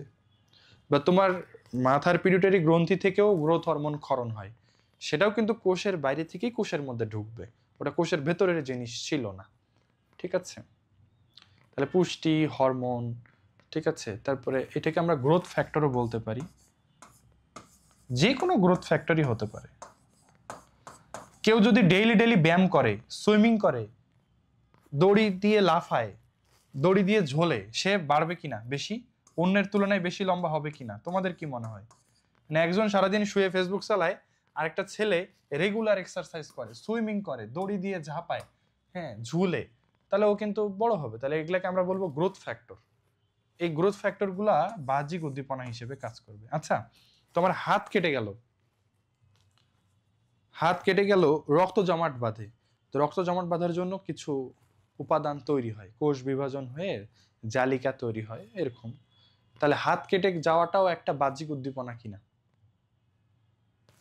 এটাও একটা বাহ্যিক উদ্দীপনা হতে পারে। হ্যাঁ, অ্যাকচুয়ালি হ্যাঁ, অনুচক্রিকা বেশি বেশি তৈরি হয়ে ও হচ্ছে রক্ত জমাট বাঁধায় ফেলে। আরেকটা আছে, যদি তোমার শরীরে কোনো ব্যাকটেরিয়া প্রবেশ করে তাহলে কোষ বিভাজন হবে কিনা বেশি বেশি? শ্বেত রক্তকণিকা বেড়ে যাবে না? কারো শরীরে মনে করি ইনফেকশন হয়েছে, তার যদি রক্ত পরীক্ষা করো দেখবা শ্বেত রক্তকণিকাগুলো বেশি বেশি হয়ে গেছে, তাই না? শ্বেত রক্তকণিকা অনেক সংখ্যায় বেড়ে গেছে। তাহলে এই সংখ্যাটা বাড়ছে আসলে কিসের জন্য? এই ব্যাকটেরিয়ার জন্য। তাহলে এটাও একটা বাহ্যিক উদ্দীপনা। আচ্ছা, তোমরা বলতেছো ভাই এটা কি আমি নোট করবো কিনা? খুব বেশি এক্সট্রা তথ্য আমি দেই নাই, বইয়ের কথাগুলো এভাবে গুছাই লিখছি। তোমরা একটা স্ক্রিনশট নিয়ে নাও, তোমাদের বইয়ের কোথাও কোনো জায়গায় লিখে রাখিও, বা স্টিক নোটে লিখে বইয়ে লাগাই রাখিও, আলাদা করে খাতায় তুলতে হবে না, এগুলো বইয়েরই পড়া। তাহলে মনে রাখবা, অভ্যন্তরীণ উদ্দীপনা সব সময় একটা যৌগই দেবে, সে হচ্ছে সাইক্লিন সিডিকে যৌগ, এটা কোষের ভেতরেই থাকে। আর বাইরের উদ্দীপনা হলো এরা, অনেক হতে পারে, ওরা এসে বাইরে থেকে উদ্দীপনা দেবে। দুইজনের উদ্দীপনায় কোষ বিভাজন হবে। কোথায় কোষ বিভাজন সর্বোচ্চ হয়? বর্ধিষ্ণু অঙ্গগুলোতে কোষ বিভাজন সর্বোচ্চ হয়। যেমন অস্থিমজ্জায় অনেক বেশি কোষ বিভাজন হয়, আমাদের ক্ষুদ্রান্ত্র বৃহদান্ত্র এগুলোতে কোষ বিভাজন বেশি হয়, যেখানে রেগুলার কোষ ক্ষয় হয় ওখানে বেশি কোষ বিভাজন হয়। আচ্ছা, তোমরা কি বেগম রোকেয়ার পক্ষে না বিপক্ষে? দেখি একটু। বেগম রোকেয়া সাখাওয়াত হোসেন, নাম তো শুনছো? আচ্ছা, সাদিয়া বলছে বিপক্ষে, সাবা বলছে পক্ষে। আরে তো ভোট নিলে ভালো হইতো। যাই হোক, কিছু কন্ট্রোভার্সি আছে। উনি নারী শিক্ষার পক্ষে বলে গিয়েছেন, ঠিক আছে, যে মেয়েরা শুধু ঘরে থাকবে কেন, তাদেরকেও সমাজে সবার সাথে তাল মিলিয়ে চলতে হবে, তবেই না সমাজ উন্নত হবে। আমি পক্ষে বিপক্ষে যাব না, তোমাদের সাথে একটু জাস্ট তোমাদের ভিউটা নিলাম। ওনার একটা গল্প আছে যে জাগো ভগিনী, পড়ছো এটা? জাগো ভগিনী, ভগিনী মানে এখানে বোন। হে বোন জেগে ওঠো। ওইখানে উনি সুন্দর সুন্দর যুক্তি দিছে যে কিভাবে সমাজকে এগিয়ে নিয়ে যাওয়া যায়। তার মধ্যে একটা যুক্তি ছিল এরকম, যে তোমরা কি জানো যে একটা সাইকেলের একটা চাকা যদি খুবই বড় হয় আর একটা চাকা যদি খুবই ছোট হয়, এই সাইকেল দিয়ে কি এগিয়ে যাওয়া যায় নাকি যায় না? এরকম সাইকেল কিন্তু খালি ঘোরে, ওই যে সার্কাসে দেখায়, দেখছো এরকম সাইকেল? একটা চাকা অনেক বড়, একটা চাকা ছোট, এই সাইকেল শুধু ঘুরে, মানে ফান করার জন্য, এটাই তুমি যেতে পারবে না সামনে। ওকে, তো উনি তুলনা করছে যে সাইকেলের দুটা চাকা, একটা পুরুষ একটা নারী, পুরুষরা যদি আগায় যায় আর নারীরা যদি পিছায় থাকে, তাহলে সমাজ আসলে আগাবে না, এগুলি ঘুরবে। ওকে, যুক্তি ঠিক আছে। উনিও পক্ষে যুক্তি দিচ্ছে আর কি, নারী শিক্ষার পক্ষে যুক্তি দিচ্ছে, ঠিক আছে। এরপরে হচ্ছে তুমি মনে করো উপরে উঠতেছো, তো কোনটা করলে বেশি দ্রুত উপরে উঠতে পারবা? টানলে নাকি ঠেললে? মনে করো আমি তোমাকে নিচ থেকে টানতেছি, আরেকজনকে নিচ থেকে ঠেলতেছে, কে দ্রুত উপরে উঠবে? আচ্ছা, তোমরা লেখো, আমি ওকে একটু বলি। বি বলছো ভাইয়া নিচের দুটা বোঝো নেই, এটা লেখা আমার গ্রোথ ফ্যাক্টর। আমাদের শরীরের গ্রোথের জন্য যতগুলো ফ্যাক্টর, যেমন এক্সারসাইজ হতে পারে, এগুলো বাহ্যিক উদ্দীপনা হিসেবে কাজ করে। আর ব্যাকটেরিয়া লিখছি, ব্যাকটেরিয়া বা ইনফেকশন হইলেও কিন্তু আমাদের শরীরে কোষ বিভাজন বেড়ে যায়, তাহলে এগুলোও বাহ্যিক উদ্দীপনা হিসেবে কাজ করে। আচ্ছা, তোমরা বলতেছিলা, হ্যাঁ ভেরি গুড। দিগন্ত বলছে দুটো একসাথে, হ্যাঁ টানতেও হবে ঠেলতে হবে। ওকে, তার মানে দুটা যদি একসাথে করি তাহলে আমাদের সমাজ বেশি আগাবে। যাই হোক, আমি ওখান থেকে বায়োলজিতে চলে আসি। তাহলে তোমার কোষ বিভাজনের জন্য কোন উদ্দীপনা লাগবে? বাহ্যিক উদ্দীপনা নাকি অভ্যন্তরীণ উদ্দীপনা, বলো? নারী ক্ষমতা বিপজ্জনক। নারী ক্ষমতা কি জিনিস এটা টের পাইছো না? আচ্ছা, যাই হোক, আমরা বারবার কেন জানি আমাদের পিএম এর কাছে চলে যাই, কিছু বলতে না বলতেই সে আমাদের লাইফে এমন ভাবে ওতপ্রোতভাবে জড়িত, কিছু বলতে না বলতে আমাদের পিএম চলে আসে, ঠিক না? আচ্ছা, যাই হোক, আমরা নারী ক্ষমতার থেকে এখন বায়োলজির ক্ষমতায় আসি। তাহলে দেখো, দুইটাই লাগবে, আমার বাহ্যিক উদ্দীপনাও লাগবে, অভ্যন্তরীণ উদ্দীপনাও লাগবে। তোমার অভ্যন্তরীণ উদ্দীপনা আছে, বাহ্যিক উদ্দীপনা নাই, তুমি পুষ্টিকর খাবার খাও না, তোমার হরমোন নাই, তোমার গ্রোথ ফ্যাক্টর হিসেবে কিছুই নাই, তাহলে কি তুমি বৃদ্ধি পাবা, লম্বা হবা? হবা না। তাই পুষ্টিকর খাবার খেতে হবে, রেগুলার এক্সারসাইজ করতে হবে, তাহলে হরমোন বেশি রিলিজ হবে, হ্যাঁ, তাহলে গিয়ে তুমি বেশি বেশি লম্বা হবা।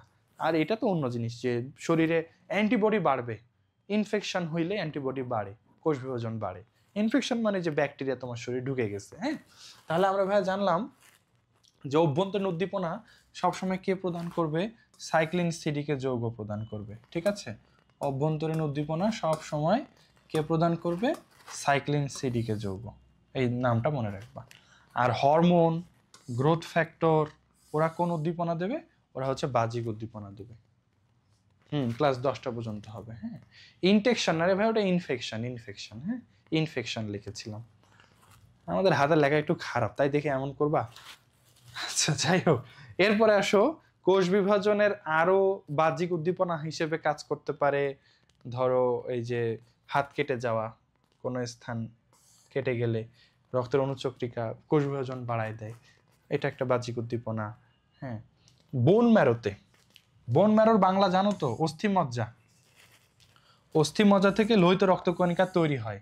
এই লোহিত রক্তকণিকার জন্য কিডনি একটা ইরাইথ্রোপয়েটিন নামের হরমোন তৈরি করে। ইরাইথ্রোপ্রোটিন বা ইরাইথ্রোপয়েটিন একই কথা। ও আচ্ছা, এখানে জিএফ মানে গ্রোথ ফ্যাক্টর, এই জিএফ ওই জিএফ না, সবসময় খালি উল্টাপাল্টা, তাই না?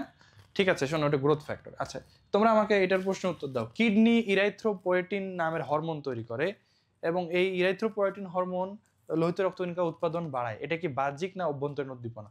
ঝটপট বলো, এটা কি বাহ্যিক নাকি অভ্যন্তরীণ উদ্দীপনা? কিডনি যে ইরাইথ্রোপয়েটিন হরমোন তৈরি করে, মনে রাখবা, এক কথা বলে দিছি, অভ্যন্তরীণ উদ্দীপনা একটাই, সাইক্লিন সিডিকে যৌগ। ওটা বাদে বাকি যত উদ্দীপনা সব বাহ্যিক। হরমোন কোন উদ্দীপনা? বাহ্যিক। তাহলে হরমোন তো আমরা দেখছি যে এখানে হরমোন তৈরি হচ্ছে, বাহ্যিক উদ্দীপনা। ঠিক আছে, তো তোমরা একটা জিনিস দেখো, এটা তোমাদের পরেও লাগবে, এটা তোমাদের বায়োলজিতে আছে। ইমিউন সিস্টেম মানে প্রতিরক্ষা ব্যবস্থা। ওই যে অ্যান্টিবডির কথা বললাম না, ওইটা immune system.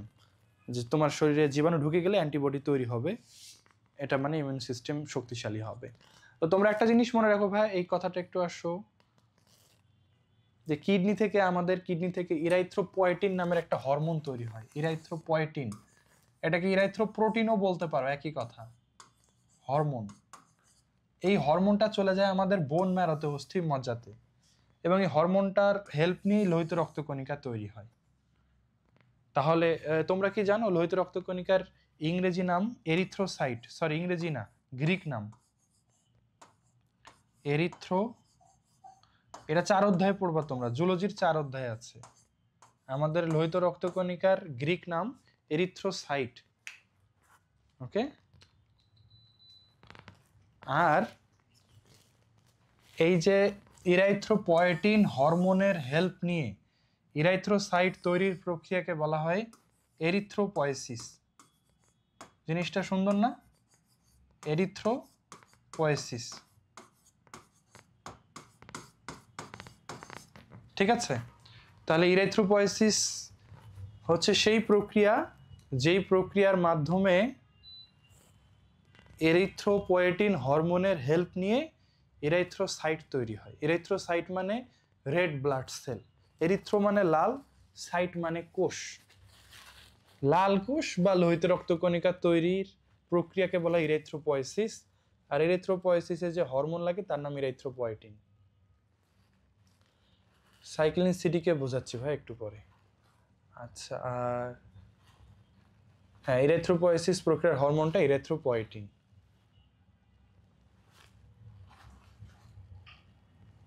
সাইক্লিনকে guardian of genome বলে, হ্যাঁ বলে। ঠিক আছে, তাহলে আমি আবারও বলছি, কিডনি থেকে একটা হরমোন তৈরি হয়, নাম ইরাইথ্রোপয়েটিন। এই হরমোনটা ইরাইথ্রোসাইট তৈরি করে। ইরাইথ্রোসাইট মানে কি? লোহিত রক্তকণিকা। এবং লোহিত রক্তকণিকা তৈরির প্রক্রিয়াকে কি বলা হয়? ইরাইথ্রোপয়েসিস বলা হয়। ঠিক আছে, তাহলে ইরাইথ্রোসাইট তৈরির প্রক্রিয়ার নাম ইরাইথ্রোপয়েসিস।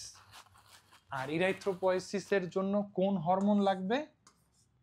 ইরাইথ্রোপয়েটিন হরমোন লাগবে। এগুলো ভবিষ্যতে আবার পাবা, আজকে শুধু শুনে রাখো। নাম তিনটা কিন্তু সবার শুরুতে ইরাইথ্রো ইরাইথ্রো ইরাইথ্রো দেওয়া। একটা ইরাইথ্রোসাইট, একটা ইরাইথ্রোপয়েসিস, আর একটা ইরাইথ্রোপয়েটিন। ইরাইথ্রোসাইট তৈরির প্রক্রিয়াকে বলা হয় ইরাইথ্রোপয়েসিস। ইরাইথ্রোপয়েসিস প্রক্রিয়া যে হরমোন লাগে তার নাম ইরাইথ্রোপয়েটিন। চক্রটা দেখলে আশা করি বুঝছো। ঠিক আছে, আচ্ছা, এই শেষ লাইনটা হলো, এই কিডনি ইরাইথ্রোপ্রোটিন বা ইরাইথ্রোপয়েটিন একই কথা। সাইক্লিন সিডিকে যৌগ কি, এটা পরে আবার বলবো, এখন দাঁড়াও। তাহলে তোমরা বলো তো, যারা কিডনি রোগী তাদের রক্তশূন্যতা হওয়ার সম্ভাবনা আছে কিনা? কিডনির রোগীদের রক্তশূন্যতা হওয়ার সম্ভাবনা আছে, এই জন্য ওনাদের বাইরে থেকে রক্ত দিতে হয়। অনেক সময় বাইরে থেকে ইরিথ্রোপয়েটিন হরমোনটাই দিতে হয়, কারণ তাদের রক্ত উৎপাদন কম হয়ে যায়। ঠিক আছে, এরপর আসো আমাদের কোষ বিভাজনের ধাপ দুটাতে ঢুকলাম আমরা, ইন্টারফেস আর হচ্ছে মাইটোসিস দশা। মাইটোসিস দশা আমরা আগামী ক্লাসে পড়বো, আজকে আমরা ইন্টারফেস পড়ে শেষ করব। ইন্টারফেস মানে প্রস্তুতি দশা, এটা বেশ দীর্ঘ একটা পর্যায়। এই পর্যায়ে অনেক তড়িঘড়ি করে কোষ বিভাজনের প্রস্তুতি নেয়। এই পর্যায়ে নিউক্লিয়াসকে বলা হয় বিপাকীয় নিউক্লিয়াস। এই যে দেখো, ইন্টারফেস অবস্থায় কোষের নিউক্লিয়াসকে বলা হয় বিপাকীয় নিউক্লিয়াস। কেন বিপাকীয় নিউক্লিয়াস বলা হয়? কারণ এই সময় সে অনেক বিপাক করে। অনেক বিপাক মানে অনেক কাজ করে, অনেক কিছু তৈরি করে।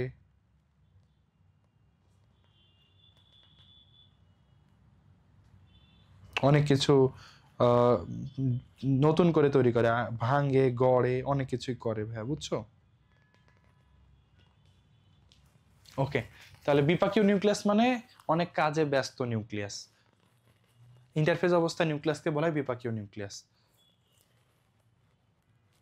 এরপরে আসো পরের পেজে যাই। ইন্টারফেস অনেক লম্বা পর্যায়, তাই এটাকে সহজ আলোচনার জন্য ওটাকে তিনটা ছোট ছোট পর্যায়ে ভাগ করা হয়েছে, যেগুলোকে নাম দেওয়া হয়েছে গ্যাপ 1, এস এবং গ্যাপ 2। তোমরা ছবিতে দেখতে পাচ্ছ, এটা গ্যাপ 1 দশা, এটা এস দশা, আর এটা গ্যাপ 2 দশা। তিনটা ভাগে ভাগ করা হয়েছে। গ্যাপ 1-এ 30 থেকে 40% সময়, এস দশায় 30 থেকে 50% সবচেয়ে বেশি, আর গ্যাপ 2-তে অল্প। এস দশায় ডিএনএ প্রতিলিপন হয়, দেখতেই পাচ্ছ। আমরা পড়েছিলাম রেপ্লিকেশন, মানে ডিএনএ থেকে ডিএনএ তৈরির প্রক্রিয়াকে বলা হয় রেপ্লিকেশন। সে রেপ্লিকেশনটা হয় কোন দশায়? এস দশায়। ডিএনএ সিনথেসিস হয় এই দশাতে, এই জন্য এস থেকে এই এস দশা নাম দেওয়া হয়েছে। তো আমরা এখন এটা পড়বো। এখানে একটা বোল্ড করা লাইন আছে, তোমরা একটু রিডিং পড়ো। টার্গেট কোষের যে কোষ বিভাজিত হবে তাকে বলা হয় টার্গেট কোষ। টার্গেট কোষের সারফেসে বিশেষ রিসেপ্টর প্রোটিন থাকে, ওর সাথে গ্রোথ ফ্যাক্টর যুক্ত হয় এবং কোষ চক্র শুরু করার নির্দেশ দান করে। তোমাদের মনে আছে কোষ ঝিল্লির ফ্লুইড মোজাইক মডেলে প্রথম উপাদানটা তো ছিল ফসফোলিপিড বাইলেয়ার, দ্বিতীয় উপাদানের নাম কি ছিল মনে তো বলো তো? কোষ ঝিল্লির ফ্লুইড মোজাইক মডেল অনুযায়ী প্রথম উপাদানের নাম ছিল ফসফোলিপিড বাইলেয়ার, দ্বিতীয়টার নাম ছিল মেমব্রেন প্রোটিন, তৃতীয়টা গ্লাইকোক্যালিক্স, 4 নম্বরে কোলেস্টেরল। তাহলে 3 নম্বরে ছিল মেমব্রেন প্রোটিন। মেমব্রেন প্রোটিনগুলো কি হিসেবে কাজ করতো? ওই যে রিসেপ্টর, তাই না? রিসেপ্টর মানে কাউকে রিসিভ করবে, বা চ্যানেল, আয়ন বাহক, এগুলো হিসেবেই কাজ করতো। তো তার মধ্যে আমরা আজকে এটা পাচ্ছি। সারফেস মানে হলো তল, উপরের তল, নিচের তল, এইগুলোকে বলা হয় surface. Outer surface, inner surface, এরকম। এইটা আমার সারফেস, মুখের সারফেস, এটা এরকম। তো টার্গেট কোষ মানে যে কোষ বিভাজিত হবে সেই কোষের রিসেপ্টর প্রোটিনের সাথে গ্রোথ ফ্যাক্টর যুক্ত হয় এবং কোষ চক্র শুরু নির্দেশনা দান করে। এই কথাটা আমরা এখন বুঝবো। আসো বলো, এটা কি? এই জিনিসটা কি?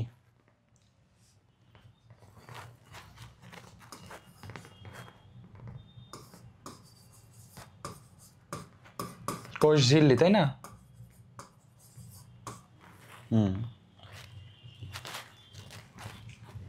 প্লাজমা মেমব্রেন, কোষ ঝিল্লি। এটা কি? এটা কি ধরনের প্রোটিন মনে আছে?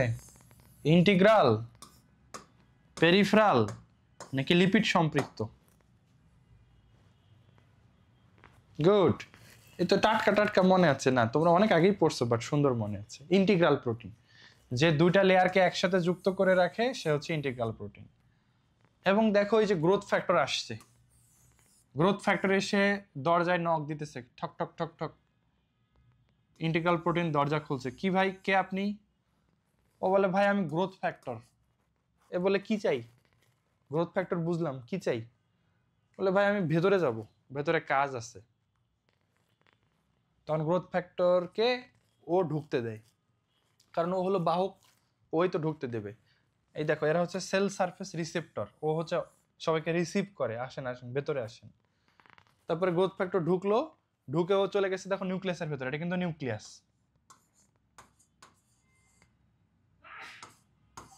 ঠিক আছে, এটা হচ্ছে নিউক্লিয়াস। গ্রোথ ফ্যাক্টর চলে আসছে নিউক্লিয়াসের মধ্যে, এবং নিউক্লিয়াসের মধ্যে কোষের ভেতরের উদ্দীপনা যে দেয় সে আসছে, সে থাকে আর কি, আগে থেকে থাকে। গ্রোথ ফ্যাক্টরটা কি প্রোটিন? গ্রোথ ফ্যাক্টর তো অনেক কিছু হতে পারে, হরমোনও গ্রোথ ফ্যাক্টর হতে পারে, পুষ্টিও গ্রোথ ফ্যাক্টর হতে পারে, এক্সারসাইজও গ্রোথ ফ্যাক্টর হতে পারে, অনেক কিছু হতে পারে। হ্যাঁ, তো দেখো ওই এটা হচ্ছে বাহ্যিক উদ্দীপনা, গ্রোথ ফ্যাক্টর হচ্ছে বাহ্যিক উদ্দীপনা, আর অভ্যন্তরীণ উদ্দীপনা হচ্ছে এই যে সিডিকে, সাইক্লিন ডিপেন্ডেন্ট কাইনেস। ওই যে দেখো সিডিকে লেখা দেখতে পাচ্ছ। তো এই বাহ্যিক উদ্দীপনা আর অভ্যন্তরীণ উদ্দীপনা একসাথে মিলে সেল ডিভিশন শুরু করে। তোমাদের কি ব্যাপারটা বুঝাতে পারছি? তাহলে এটা হচ্ছে সেল সারফেস, কোষের তল, আর এটা হচ্ছে রিসেপ্টর, রিসেপ্টর প্রোটিন। এই রিসেপ্টর প্রোটিন দিয়ে বাহ্যিক উদ্দীপনা গ্রোথ ফ্যাক্টর ভেতরে প্রবেশ করে এবং সে যায় অভ্যন্তরীণ উদ্দীপনার কাছে, সাইক্লিন ডিপেন্ডেন্ট কাইনেস। ওরা দুজন মিলে সেল ডিভিশন শুরু করে। এভাবেই কোষ বিভাজন শুরু হয়। প্রস্তুতি পর্যায়ে কি কখনো বন্ধ হয়? হ্যাঁ, যেসব কোষের আর বিভাজন হবে না তাদের প্রস্তুতি পর্যায়ে বন্ধ হয়ে যায়, কারণ ওদের তার বিভাজন হবে না। ঠিক আছে, তাহলে আমি আবার বলছি ভাইয়া, দেখো আমাদের এই লাইনে লেখা ছিল টার্গেট কোষের সারফেসে যে বিশেষ রিসেপ্টর প্রোটিন থাকে, সেখানে গ্রোথ ফ্যাক্টর যুক্ত হয় এবং কোষ চক্র শুরু করার নির্দেশ দান করে। এটা আমি তোমাদেরকে আমাদের বই থেকে দেখাচ্ছি না, এটা তোমাদের বই না, আমাদের বই আসছে, তোমাদের বইয়ের নাই, লাগবেও না, শুধু বোঝানোর জন্য বলছি। হ্যাঁ, তাহলে এই হচ্ছে আমাদের এটা টার্গেট কোষ, এই কোষটাকে বিভাজন করতে হবে। তাহলে এটা হচ্ছে টার্গেট কোষ। এই টার্গেট কোষের এটা হচ্ছে সেল সারফেস, কোষ ঝিল্লি হচ্ছে সেলের সারফেস। এখানে এই যে মেমব্রেন প্রোটিন আছে যেটা রিসেপ্টর প্রোটিন হিসেবে কাজ করে, এটা দিয়ে বাহ্যিক উদ্দীপনা গ্রোথ ফ্যাক্টর কোষের ভেতরে প্রবেশ করলো এবং সেটা গিয়ে অভ্যন্তরীণ উদ্দীপনা সাইক্লিন ডিপেন্ডেন্ট কাইনেজ নামের এনজাইম, সিডিকে এনজাইম, ওর সাথে যুক্ত হয়ে নিউক্লিয়াসের বিভাজন শুরু করবে, মানে কোষ বিভাজন শুরু করবে। ঠিক আছে, হ্যাঁ, ইন্টারফেস হচ্ছে সব থেকে দীর্ঘ পর্যায় ভাইয়া, দেখলাই তো 90 থেকে 95% সময় এখানেই ব্যয় হয়। ঠিক আছে, ওকে, তাহলে আমরা এই বোল্ড করা লাইনটার মানে আশা করি বুঝেছি। এরপরে আসো আমরা 3টা ধাপে যাই, কোন ধাপে কি হয়। G1 দশা, যেটা গ্যাপ 1 যেটাকে বলা হয়, এই গ্যাপ 1-এর সময় ওরা দুটা সিদ্ধান্ত নেয়। কোনো একটা কোষ যদি ভবিষ্যতে বিভাজন না করে তাহলে কি আর প্রস্তুতি নেওয়ার দরকার আছে? দরকার নেই। তো তো এরকম যদি হয় যে কোনো একটা কোষ ভবিষ্যতে বিভাজিত হবে না, তাহলে সেটা এই আমৃত্যু G1 উপপর্যায়ে থেকে যায়, আর আগায় না, এই অবস্থায় থেকে গেলাম, বিভাজন আর হবে না। হ্যাঁ, আচ্ছা, আর যারা বিভাজন করবে তারা তো কাজ শুরু করে, কারণ প্রস্তুতি অনেক বাকি, পরীক্ষা আছে সামনে, মনে করো এরকমটা ব্যাপার। তো তারা অনেক কাজ করে। প্রথম কাজ কি? এই সাইক্লিন নামের প্রোটিনটা তৈরি করা, কারণ আমার কোষ বিভাজনের জন্য এই প্রোটিনটা লাগবে, তাই না? আমরা পড়েছি অভ্যন্তরীণ উদ্দীপনা হলো সাইক্লিন সিডিকে যৌগ। আমি বলেছি এটা কি, সাইক্লিন একটা প্রোটিন জাতীয় উপাদান, আর সিডিকে একটা এনজাইম যার পূর্ণরূপ সাইক্লিন ডিপেন্ডেন্ট কাইনেস। এটা তোমাদের বইয়ে দেওয়া আছে, ওখান থেকে পড়বা। আর এই দুটা যৌগ একসাথে থাকে এবং এরা কোষ বিভাজনের উদ্দীপনা যোগায়। বুঝেছো? তাহলে দেখো এই যে, তাহলে G1 এর শুরুতে কি হবে? সাইক্লিন নামের প্রোটিন তৈরি হবে, আর এই প্রোটিনটা কি করবে? এই যে সিডিকে, মানে সাইক্লিন ডিপেন্ডেন্ট কাইনেজ, একটা এনজাইম, এর সাথে যুক্ত হয়ে পুরা প্রক্রিয়ার গতি ত্বরান্বিত নিয়ন্ত্রণ করবে। তাহলে পুরা কোষ বিভাজন নিয়ন্ত্রণ করে কে? তুমি বলবা ভাই সাইক্লিন সিডিকে যৌগ। তাহলে পুরা কোষ বিভাজন নিয়ন্ত্রণ করে কে? সাইক্লিন সিডিকে যৌগ। সাইক্লিন কি? একটা প্রোটিন। সিডিকে কি? একটা এনজাইম।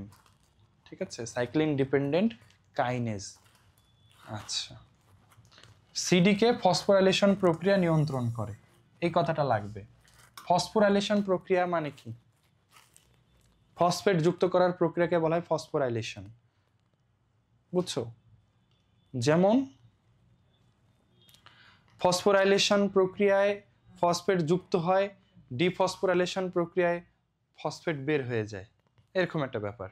তো এই জায়গাগুলোতে কাইনেজ এনজাইম কাজে লাগে। কাইনেজ এনজাইম তোমরা মনে রাখবে ভাই, কাইনেজ এনজাইম যেখানেই পড়ো না কেন, এটিপি তৈরি হওয়া বা এটিপি ভেঙে এডিপি তৈরি হওয়া, এই প্রক্রিয়া একটা এনজাইম লাগবে, নাম তার কাইনেজ। ঠিক আছে, কাইনেজ, কাইনেজ এনজাইম, এটা তোমরা অনেক পাবা। আচ্ছা, তো তোমাদের মনে আছে যে ফটোফসফোরাইলেশন আর অক্সিডেটিভ ফসফোরাইলেশন দুটাই এটিপি তৈরির প্রক্রিয়া।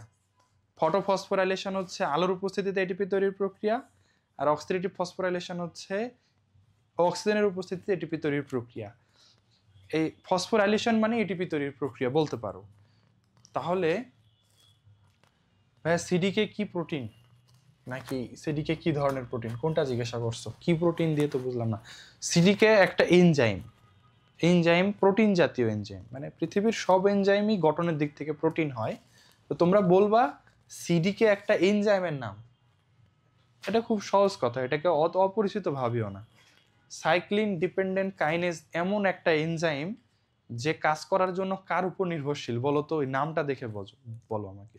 কাইনেজ হচ্ছে একটা এনজাইমের নাম, এবং এই এনজাইমটা কাজ করার জন্য আরেকজনের উপর নির্ভরশীল। সে কে? সে হচ্ছে সাইক্লিন। এই জন্য ওর নাম হয়েছে সাইক্লিন ডিপেন্ডেন্ট কাইনেজ, মানে সাইক্লিনের উপর নির্ভরশীল। ধরো তুমি তোমার আম্মুকে ছাড়া কোনো কাজ করতে পারো না, তাহলে তুমি হচ্ছে আম্মুর উপর নির্ভরশীল সন্তান, বুঝছো? আর এই কাইনেজ হচ্ছে সাইক্লিনের উপর নির্ভরশীল এনজাইম। ওকে, হ্যাঁ ভাই, ক্লাস রেকর্ডেড পাওয়া যাবে তোমাদের টেলিগ্রাম গ্রুপে, ক্লাস রেকর্ড দিয়ে দেওয়া হবে। হ্যাঁ, তাহলে তোমরা মনে রাখবা এই সিডিকে এনজাইমটাই এটিপি তৈরির প্রক্রিয়া নিয়ন্ত্রণ করে। আর এটিপি তৈরির প্রক্রিয়া যে নিয়ন্ত্রণ করে সেই পুরা প্রক্রিয়া নিয়ন্ত্রণ করে, কারণ শক্তি যার হাতে সেই বস, সেই সব নিয়ন্ত্রণ করে। সাইক্লিন হচ্ছে একটা প্রোটিন। প্রোটিন কি জানো? প্রোটিন হচ্ছে আমাদের শরীরে একটা গুরুত্বপূর্ণ উপাদান, আমিষ বলে যেটাকে বাংলায়। ওকে, সাইক্লিন নামের এক প্রকার প্রোটিন লেখাই আছে, দেখো সাইক্লিন তাহলে কি? সাইক্লিন হচ্ছে এক প্রকার প্রোটিন। ওকে, শোনো, পরীক্ষা পরে এত কিছু মনে থাকবে না, মনে রাখার জন্য যেটা লাগবে সেটা আমি বলি। G1 দশা কত পার্সেন্ট সময় জুড়ে হয়? মনে রাখবা 30 থেকে 40% সময় জুড়ে হয়। এরপরে মনে রাখবা G1 দশায় কি তৈরি হয়? সাইক্লিন নামের প্রোটিন তৈরি হয়। আর কি তৈরি হয়? সিডিকে নামের এনজাইম তৈরি হয়। এই এনজাইম আর এই প্রোটিন মিলে কি তৈরি করে? এটিপি তৈরি করে। ফসফোরাইলেশন প্রক্রিয়া মানে কি? এটিপি তৈরি, এবং সব কাজ নিয়ন্ত্রণ করে। ঠিক আছে? ওকে, তাহলে এটা দিয়ে আমাদের গ্যাপ 1 হয়ে গেল। তাহলে একটা কোষ তার প্রস্তুতি পর্যায়ের প্রথম ধাপে কি করবে? সাইক্লিন প্রোটিন তৈরি করবে, সাইক্লিন ডিপেন্ডেন্ট কাইনেজের সাহায্যে ফসফোরাইলেশন প্রক্রিয়া এটিপি তৈরি করবে, এবং কোষ বিভাজনের পুরো প্রক্রিয়াটাকে নিয়ন্ত্রণ করবে।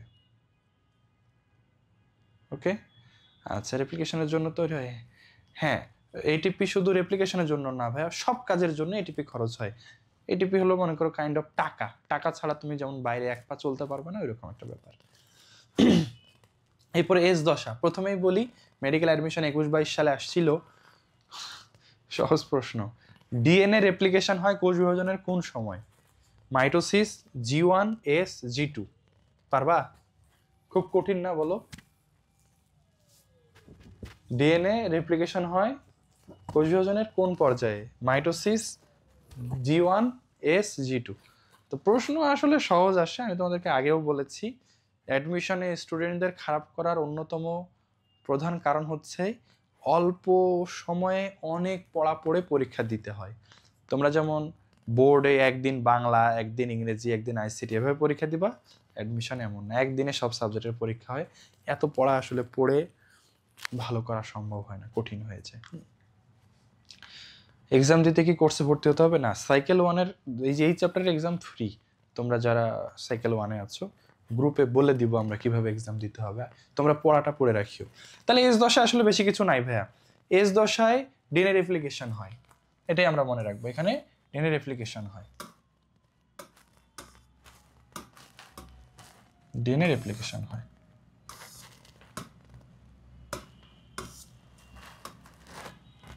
ওকে, এখানে একটা দ্বিতন্ত্রী ডিএনএ, দ্বিতন্ত্রী ডিএনএ মানে ডাবল স্ট্র্যান্ডেড ডিএনএ, দুইটা দ্বিতন্ত্রী ডিএনএতে পরিণত হয়।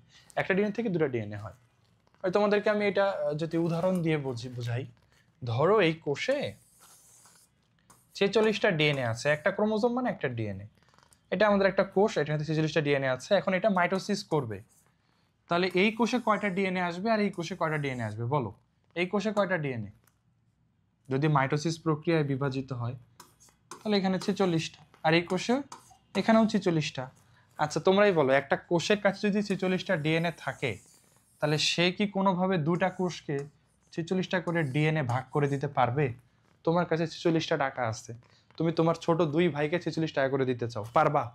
তো সম্ভব না। তুমি যদি 46 টাকা করে দিতেই চাও, তাহলে তোমাকে আগে কত টাকা থাকতে হবে? তোমার কাছে কত টাকা থাকতে হবে বলো দেখি, হিসাব করো তো। তুমি যদি তোমার ছোট 2 ভাইকে 46 টাকা করে দিতে চাও, তাহলে তোমার কাছে থাকতে হবে 92 টাকা। গুড। তাই এই 46টা ডিএনএ কে আগে কি করতে হবে? 92টা ডিএনএ তে রূপান্তর করতে হবে। এই জন্যই রেপ্লিকেশন হয়, একটা ডিএনএ থেকে 2টা, 46টা থেকে 92টা ডিএনএ তৈরি হয়। এটা এস দশাতেই তৈরি হয়ে যায় এবং এটা পরে গিয়ে ভাগ হয়। তাহলে ডিএনএ রেপ্লিকেশন কখন হয়? এস দশাতেই হয়। একটা দ্বিতন্ত্রী বা ডাবল স্ট্র্যান্ড ডিএনএ থেকে 2টা ডাবল স্ট্র্যান্ডের ডিএনএ তৈরি হয়। তাহলে আমরা বলতে পারি না এই সময় ডিএনএর পরিমাণ দ্বিগুণ হয়ে যায়? তাহলে দেখো, ডিপ্লয়েড কোষের ডিএনএর পরিমাণ দ্বিগুণ হয়ে যায়, ঠিক আছে, দ্বিগুণ হয়ে যায়। আর হিস্টোন প্রোটিনও তৈরি হয়। তোমরা সবাই জানো, আমি পড়িয়েছি, ডিএনএ এর সাথে ডিএনএ কে পেঁচায় রাখার জন্য একটা প্রোটিন থাকে, প্রোটিনের নাম কি? Histone protein. তো হিস্টোন প্রোটিনগুলো এই সময় তৈরি হবে, মানে যত প্রস্তুতি সব এই ধাপগুলাতেই হবে ভাইয়া। হ্যাঁ, আচ্ছা, এখানেই সবচেয়ে বেশি সময় লাগে, কারণ এটা খুবই সেন্সিটিভ প্রক্রিয়া, অনেক ইম্পর্টেন্ট প্রক্রিয়া। এটা 30 থেকে 50 ভাগ সময় এই সময় লাগে আর কি, ঠিক আছে। আচ্ছা, পাশে একটা গ্রাফ আছে, যদিও বা তোমাদের এই গ্রাফের কোনো প্রয়োজন নাই। এখানে গ্রাফ দিয়ে বোঝাইছে যে এটা গ্যাপ 1, এটা এস, এটা গ্যাপ 2, এটা মাইটোসিস। এই হলো 4টা ধাপ। হ্যাঁ, এটা গ্যাপ 1, এটা গ্যাপ 2, এটা এটা এস, এটা গ্যাপ 2, ওটা হলো মাইটোসিসের। এবং কোন সময়ে কোন প্রোটিন সবচেয়ে বেশি কাজ করে এগুলো একটু দেখানো হয়েছে। তাহলে ভাই মাইটোসিসে কি ডিএনএ রেপ্লিকেশন হয় না? তুমি এটা বলতে পারো যে মাইটোসিস বিভাজনের সময় ডিএনএ রেপ্লিকেশন হয় না, মাইটোসিস বিভাজনের আগেই ডিএনএ রেপ্লিকেশন হয়ে যায়, প্রস্তুতি দশাতেই হয়ে যায়। আচ্ছা, এখানে এটা দ্বারা গ্রাফ দ্বারা কি বোঝাচ্ছে এটা তোমাদের লাগবে না, আমি তবুও জাস্ট একবার বলতেছি। সেটা হচ্ছে যে সাইক্লিন ডি নামের এই প্রোটিনটা এই গ্যাপ 1-এও কাজ করে, গ্যাপ 2-তেও কাজ করে, বলতে পারো অনেক লম্বা সময় ধরে সে কাজ করে। সাইক্লিন ই নামের প্রোটিন, সে এস দশাতেই সবচেয়ে বেশি কাজ করে। সাইক্লিন এ নামের প্রোটিন G2 দশায় সবচেয়ে বেশি কাজ করে। তো তোমাদের যদিও বা গ্রাফটা দেওয়া আছে, এই গ্রাফটাতে যেসব জিনিস বর্ণনা করা এগুলো বইয়ে লেখা নাই। সো যেহেতু বইয়ে লেখা নাই, এখান থেকে প্রশ্ন আসে না, শুধু গ্রাফ থেকে প্রশ্ন আসবে না, কখনো আসেও নাই। সো এটা নিয়ে টেনশন করো না। কি বোঝাইছে বললাম, যে ধরো গ্যাপ 2 দশাতে সাইক্লিন প্রোটিনের যে আমরা কথা বললাম, সাইক্লিন প্রোটিন অনেক রকমের হয়। তো গ্যাপ 2 দশাতে কোন সাইক্লিন প্রোটিনটা সবচেয়ে বেশি কাজ করে? সাইক্লিন এ। এস দশাতে কোন সাইক্লিন প্রোটিন সবচেয়ে বেশি কাজ করে? সাইক্লিন ই। ডি, সাইক্লিন ডি কখন কাজ করে? বলতে পারো ও পুরাটা জুড়েই কাজ করে, অনেক লম্বা ধাপে কাজ করে।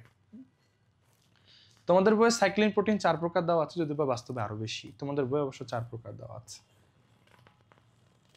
ঠিক আছে। আচ্ছা, মিওসিসে কি ডিএনএ রেপ্লিকেশন হয় কিনা, মিওসিস যখন পড়বা তখন শিখবা। মিওসিসে 2বার বিভাজন হয়, একবার রেপ্লিকেশন হয়, আরেকবার হয় না, ঠিক আছে ভাই।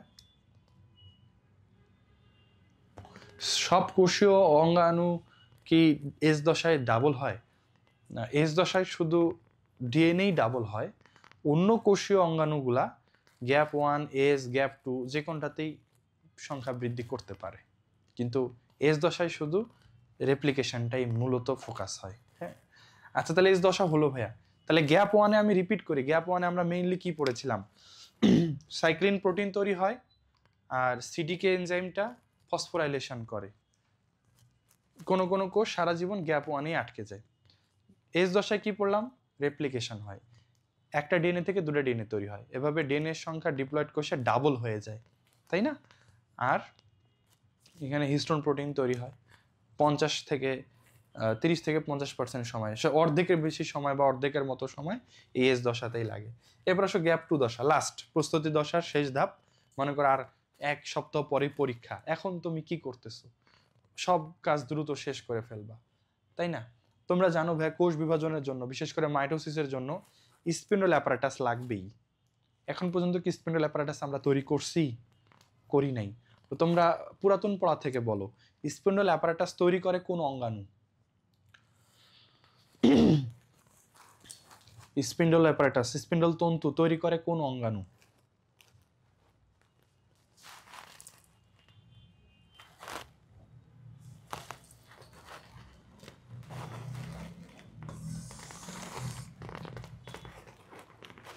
হ্যাঁ, অনেকেই সেন্ট্রিওল লিখেছে, অনেকেই হচ্ছে মাইক্রোটিউবিউল লিখেছে, দুটাই সঠিক।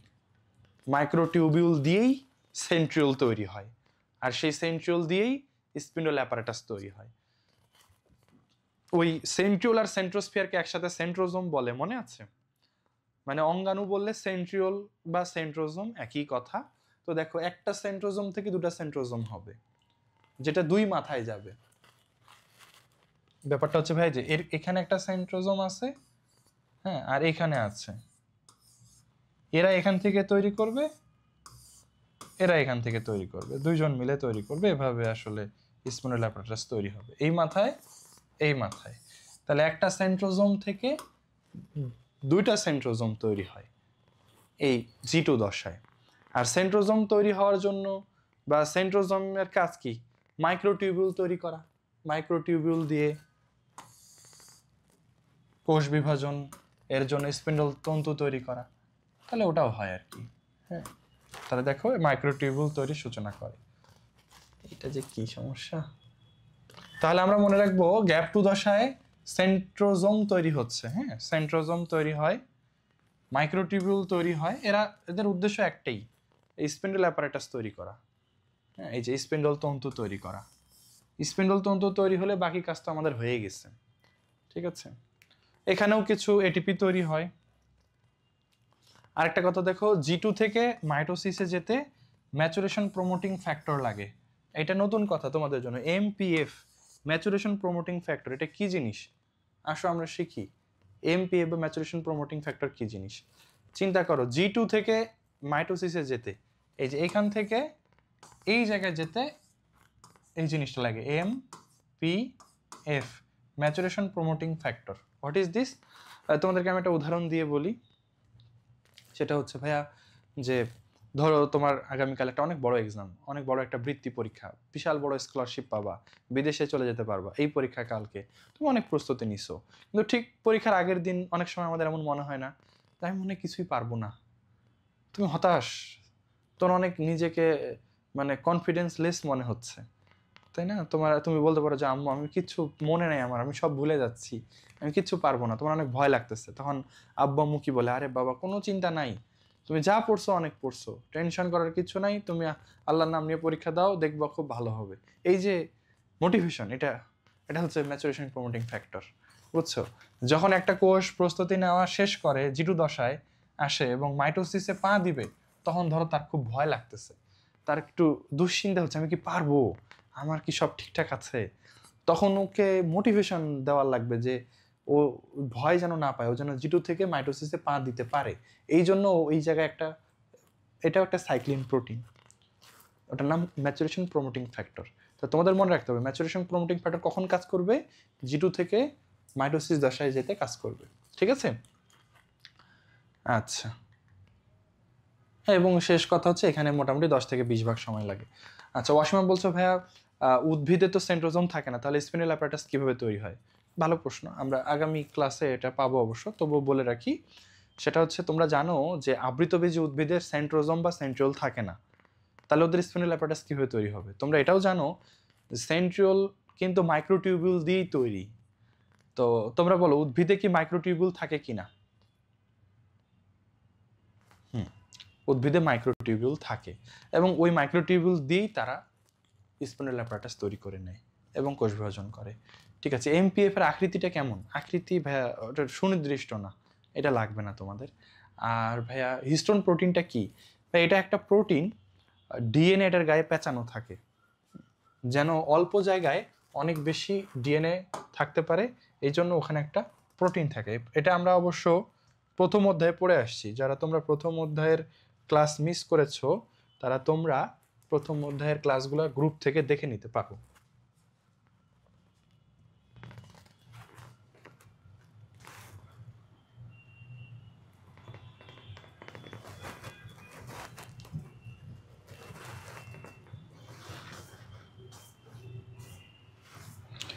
ডিএনএ গুলো প্রোটিনের গায়ে পেঁচানো অবস্থায় থাকে। এই যে প্রোটিনের গায়ে পেঁচানো থাকে তাদেরকে হিস্টোন প্রোটিন বলে।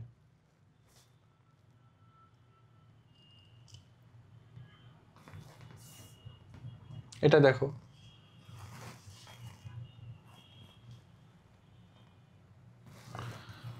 এই যে ডিএনএ, এই যে গোল গোল প্রোটিনের গায়ে পেঁচানো, এই প্রোটিনগুলোকে বলা হিস্টোন প্রোটিন।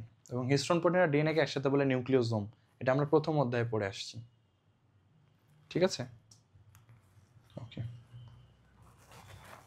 তাহলে এই দিয়ে আমাদের 3টা দশা হলো। এরপরে আসো এই লাস্ট কোষচক্রের নিয়ন্ত্রক। আর বেশি পড়া নেই। 4 প্রকারের সাইক্লিন প্রোটিন আছে তোমাদের বই অনুযায়ী, এ বি ডি ই। তাহলে নাই কোনটা? আমরা যদি পরীক্ষায় দেই নিচের কোন সাইক্লিন প্রোটিনটির অস্তিত্ব নেই? A B C D. তাহলে সি বলতে কিছু নাই। হ্যাঁ, এটা একটা গেল। দ্বিতীয় কথা হচ্ছে কোনটা কোন সময় কাজে লাগে, এটা আমি একটু ছোট করে দিই, তোমরা বাকিগুলো পড়িও। সাইক্লিন এ, মনে রাখবে এতে অ্যাক্টিভ, অ্যাক্টিভ মানে সক্রিয়, তাই না? তাহলে কোষ চক্রকে সক্রিয় করে কে? সরি, রেপ্লিকেশন সক্রিয় করে কে? এতে অ্যাক্টিভ। অ্যাক্সিলারেট, অ্যাক্সিলারেট করা মানে হলো ত্বরান্বিত করা। তোমরা ভেক্টরে পড়বা, অ্যাক্সিলারেশন ত্বরণ। তাহলে এই অ্যাক্টিভেশন, অ্যাক্সিলারেশন, সক্রিয় করা, ত্বরান্বিত করা, দুটো কিন্তু এ দিয়ে হয়, তাই না? তো তোমরা এটা ইজিলি মনে রাখতে পারবা। সাইক্লিন এ কি করে? সক্রিয় করে, ত্বরান্বিত করে, মানে অ্যাক্টিভ করে, অ্যাক্সিলারেট করে। ওকে, এটা গেল। আর এটা দেখবা ডি, সাইক্লিন ডি, G1 থেকে এস, এস থেকে G2, মানে পুরোটাতেই কাজ করে। ওই গ্রাফেও আছে দেখবা, এই যে একদম শুরু থেকে শেষ পর্যন্ত, মানে ডাবল কাজ করে। তো মনে রাখবা দুটা যদি থাকে, G1 থেকে এস, এস থেকে জি তে নিয়ে যায় কে? তাহলে ডাবল, ডাবলের ডি। আর বাকি দুটো একটু মুখস্থ করবা। আমি দুটো সহজ করে দিলাম, বাকি দুটো তোমরা মুখস্থ করবা যে কোনটাতে কে কোনটাতে কাজ করে। ওকে, আচ্ছা, এরপরে আসো সাইক্লিন প্রোটিন আবিষ্কারের ইতিহাস দেওয়া আছে। সি আর্চিন, এই যারা তোমরা প্রথম অধ্যায়ের ক্লাস করছো জুলজি, বলো সি আর্চিন কত নম্বর পর্বের, কত নম্বর প্রধান পর্বের প্রাণী? ওকে, প্রাপ্তি বলছো, ভেরি গুড। দীপ ঠিক করো, এটা পরিফেরা না ভাইয়া। নাবিলা, পরিফেরা নিডারিয়াও না। এটা সি আর্চিন মানে হলো সাগর। এটার বাংলা আছে? বাংলা নাই। এ আর্চিন, আর্চিন এটা একানোডার্মাটা। আচ্ছা, জুলজি ক্লাস তোমাদের সাইকেল 1-এ যারা আছো তাদের শুরু হয়নি, অ্যাডভান্স ব্যাচে যারা ছিল তাদের হয়েছে। সাইকেল 1-এর জন্য আমরা সামনে নিয়ে আসবো, ঠিক আছে? ওকে, সি আর্চিন, তাহলে এটা একটা প্রাণী, একানোডার্মাটা পর্বের প্রাণী। এটা প্রোটিন তৈরি করে, সরি ভুল বলছি, প্রোটিন তৈরি করে না, মানে এর ডিমের যে প্রোটিন তৈরি হয়, প্রোটিন তৈরি হওয়ার কাজ করতে গিয়ে হান্ট নামের একজন সায়েন্টিস্ট সাইক্লিন প্রোটিন আবিষ্কার করেন। ওইভাবে আবিষ্কার হয়েছে, এটা আমাদের পরীক্ষার জন্য লাগবে না, রিডিং পড়ে নিতে পারো। ওকে, এরপরে জীবজীবনে ইন্টারফেসের গুরুত্ব, এগুলা খুব সম্মান দেখায়, স্কিপ করবা, এগুলা লাগবে না। গুরুত্ব, তাৎপর্য, এগুলা আমাদের প্রয়োজন নেই। হ্যাঁ, এরপরে এম ফেজ, আমরা তো ইন্টারফেস পড়লাম, এরপরে এম ফেজ। এম ফেজ মানে হলো কোষ বিভাজন, মাইটোসিস কোষ বিভাজনের মূল দশাটা। 5 থেকে 10 ভাগ সময় মাত্র এখানে ব্যয় হয়। এখানে 1 থেকে 1.5 ঘন্টা সময় লাগে, 1 থেকে 1.5 ঘন্টা সময় লাগে, মানে অল্প সময়। দেখছো, 90 থেকে 95% সময়, মানে প্রায় 18-22 ঘন্টার মতো। তাহলে আমাদের একটা কোষ বিভাজনের জন্য প্রায় 20-22 ঘন্টা প্রস্তুতি নেওয়ার লাগে, আর 1 থেকে 1.5 ঘন্টা লাগে বিভাজন হওয়ার জন্য। মানে বিভাজনটা অনেক ফাস্ট হয়। লাস্ট আমাদের আজকের পড়ার শেষ পড়া হচ্ছে ইন্টারফেজ আর এম ফেজের পার্থক্য। রিডিং পড়ে নিবা। ইন্টারফেজ হচ্ছে প্রস্তুতি দশা, আর এম হলো প্রকৃত বিভাজন দশা। এখানে লাগে 90 থেকে 95% সময়, এখানে 5 থেকে 10% সময়। ইন্টারফেস দশায় ক্রোমোজোম থাকে ক্রোমাটিন তন্তু হিসেবে, মানে চিকন সুতার মতো, আর এখানে থাকে একটু মোটা ক্রোমোজোম হিসেবে। ঠিক আছে? ওকে, আর যেটা পয়েন্ট আমি বাদ দিছি সেটা হচ্ছে এ দশায় কোষের সংগঠনের বৃদ্ধি ও সংখ্যাগত বৃদ্ধি ঘটে।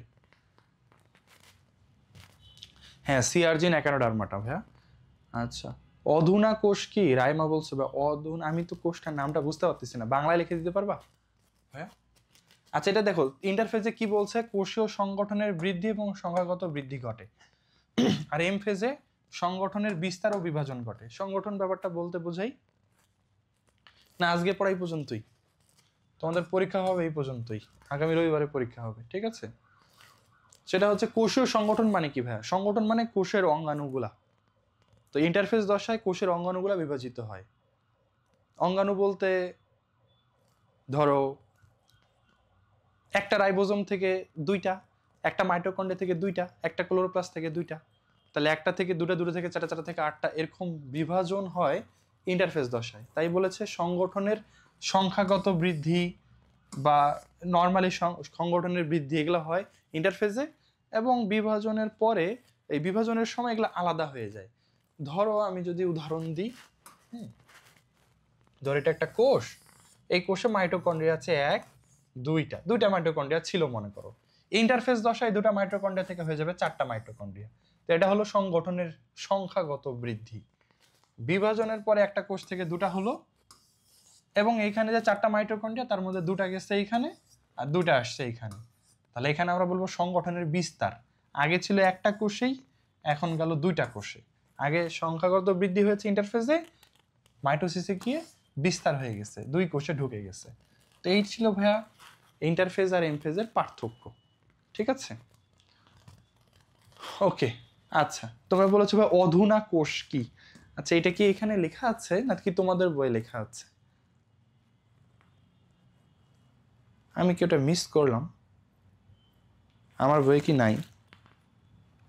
অধুনা কোষ বলতে তো এরকম কোনো স্পেসিফিক কোষের নাম পাইনি। আচ্ছা, দেখবো নে। ছকের উপরে, ও আচ্ছা,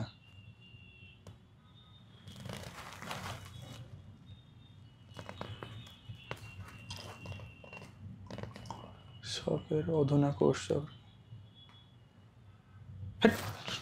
এই অধুনা মানে কি জানো না? এটার বাংলা শব্দ। আমি বলি অধুনা কোষ আবার কি? মানে এই যে এখন কোষ চক্রকে তিনটা ভাগে ভাগ করা হয়েছে আর কি, আধুনিক বিভাজন বলতে পারো। বাংলায় অধুনা পড়ছো না, এটার অ্যাকচুয়াল মিনিংও আমি জানি না। যাই হোক, অধুনা কোষ বলতে কিছু নাই বাবা, হ্যাঁ, ওটা নিয়ে টেনশন করো না। আচ্ছা, ঠিক আছে, ওকে, তাহলে আমরা আজকে এই পর্যন্ত পড়লাম। তোমরা এই অংশটা পড়ে ফেলিও। এই অংশ থেকে কোনো কোশ্চেন থাকলে আমরা আগামী ক্লাসের শুরুতে সেটা আমরা আলোচনা করব। হ্যাঁ, অ্যাডভান্স ব্যাচের ক্লাস কি আমি নেই? হ্যাঁ, আমি নেই। সাইকেলের ক্লাস, অ্যাডভান্স ব্যাচের ক্লাস, এগুলো তোমাদের সব সিনিয়র টিচাররাই নেবে, ঠিক আছে? আচ্ছা, তাহলে আজকের পড়াটা এই পর্যন্ত শেষ হলো। আজিবুর রহমান স্যারের বই পড়লে ভালো, না পড়লেও সমস্যা নেই, আপাতত এটা পড়লেই হবে। কালকে সিকিউ ক্লাস হবে। হ্যাঁ, এই তোমরা যারা সাইকেল 1-এ আছো তারা আগামীকালকে 9:30টায় কোষের গঠন চ্যাপ্টারে সিকিউ ক্লাস করবা, আমি নিব ইনশাল্লাহ। এখানে আমরা সৃজনশীলের উপর ডিটেলস আলোচনা করব, ওকে? আচ্ছা, তো ঠিক আছে, আজকে এই পর্যন্তই। সবাই ভালো থাকো, সুস্থ থাকো, আল্লাহ হাফেজ, আসসালামু আলাইকুম রহমতুল্লাহি।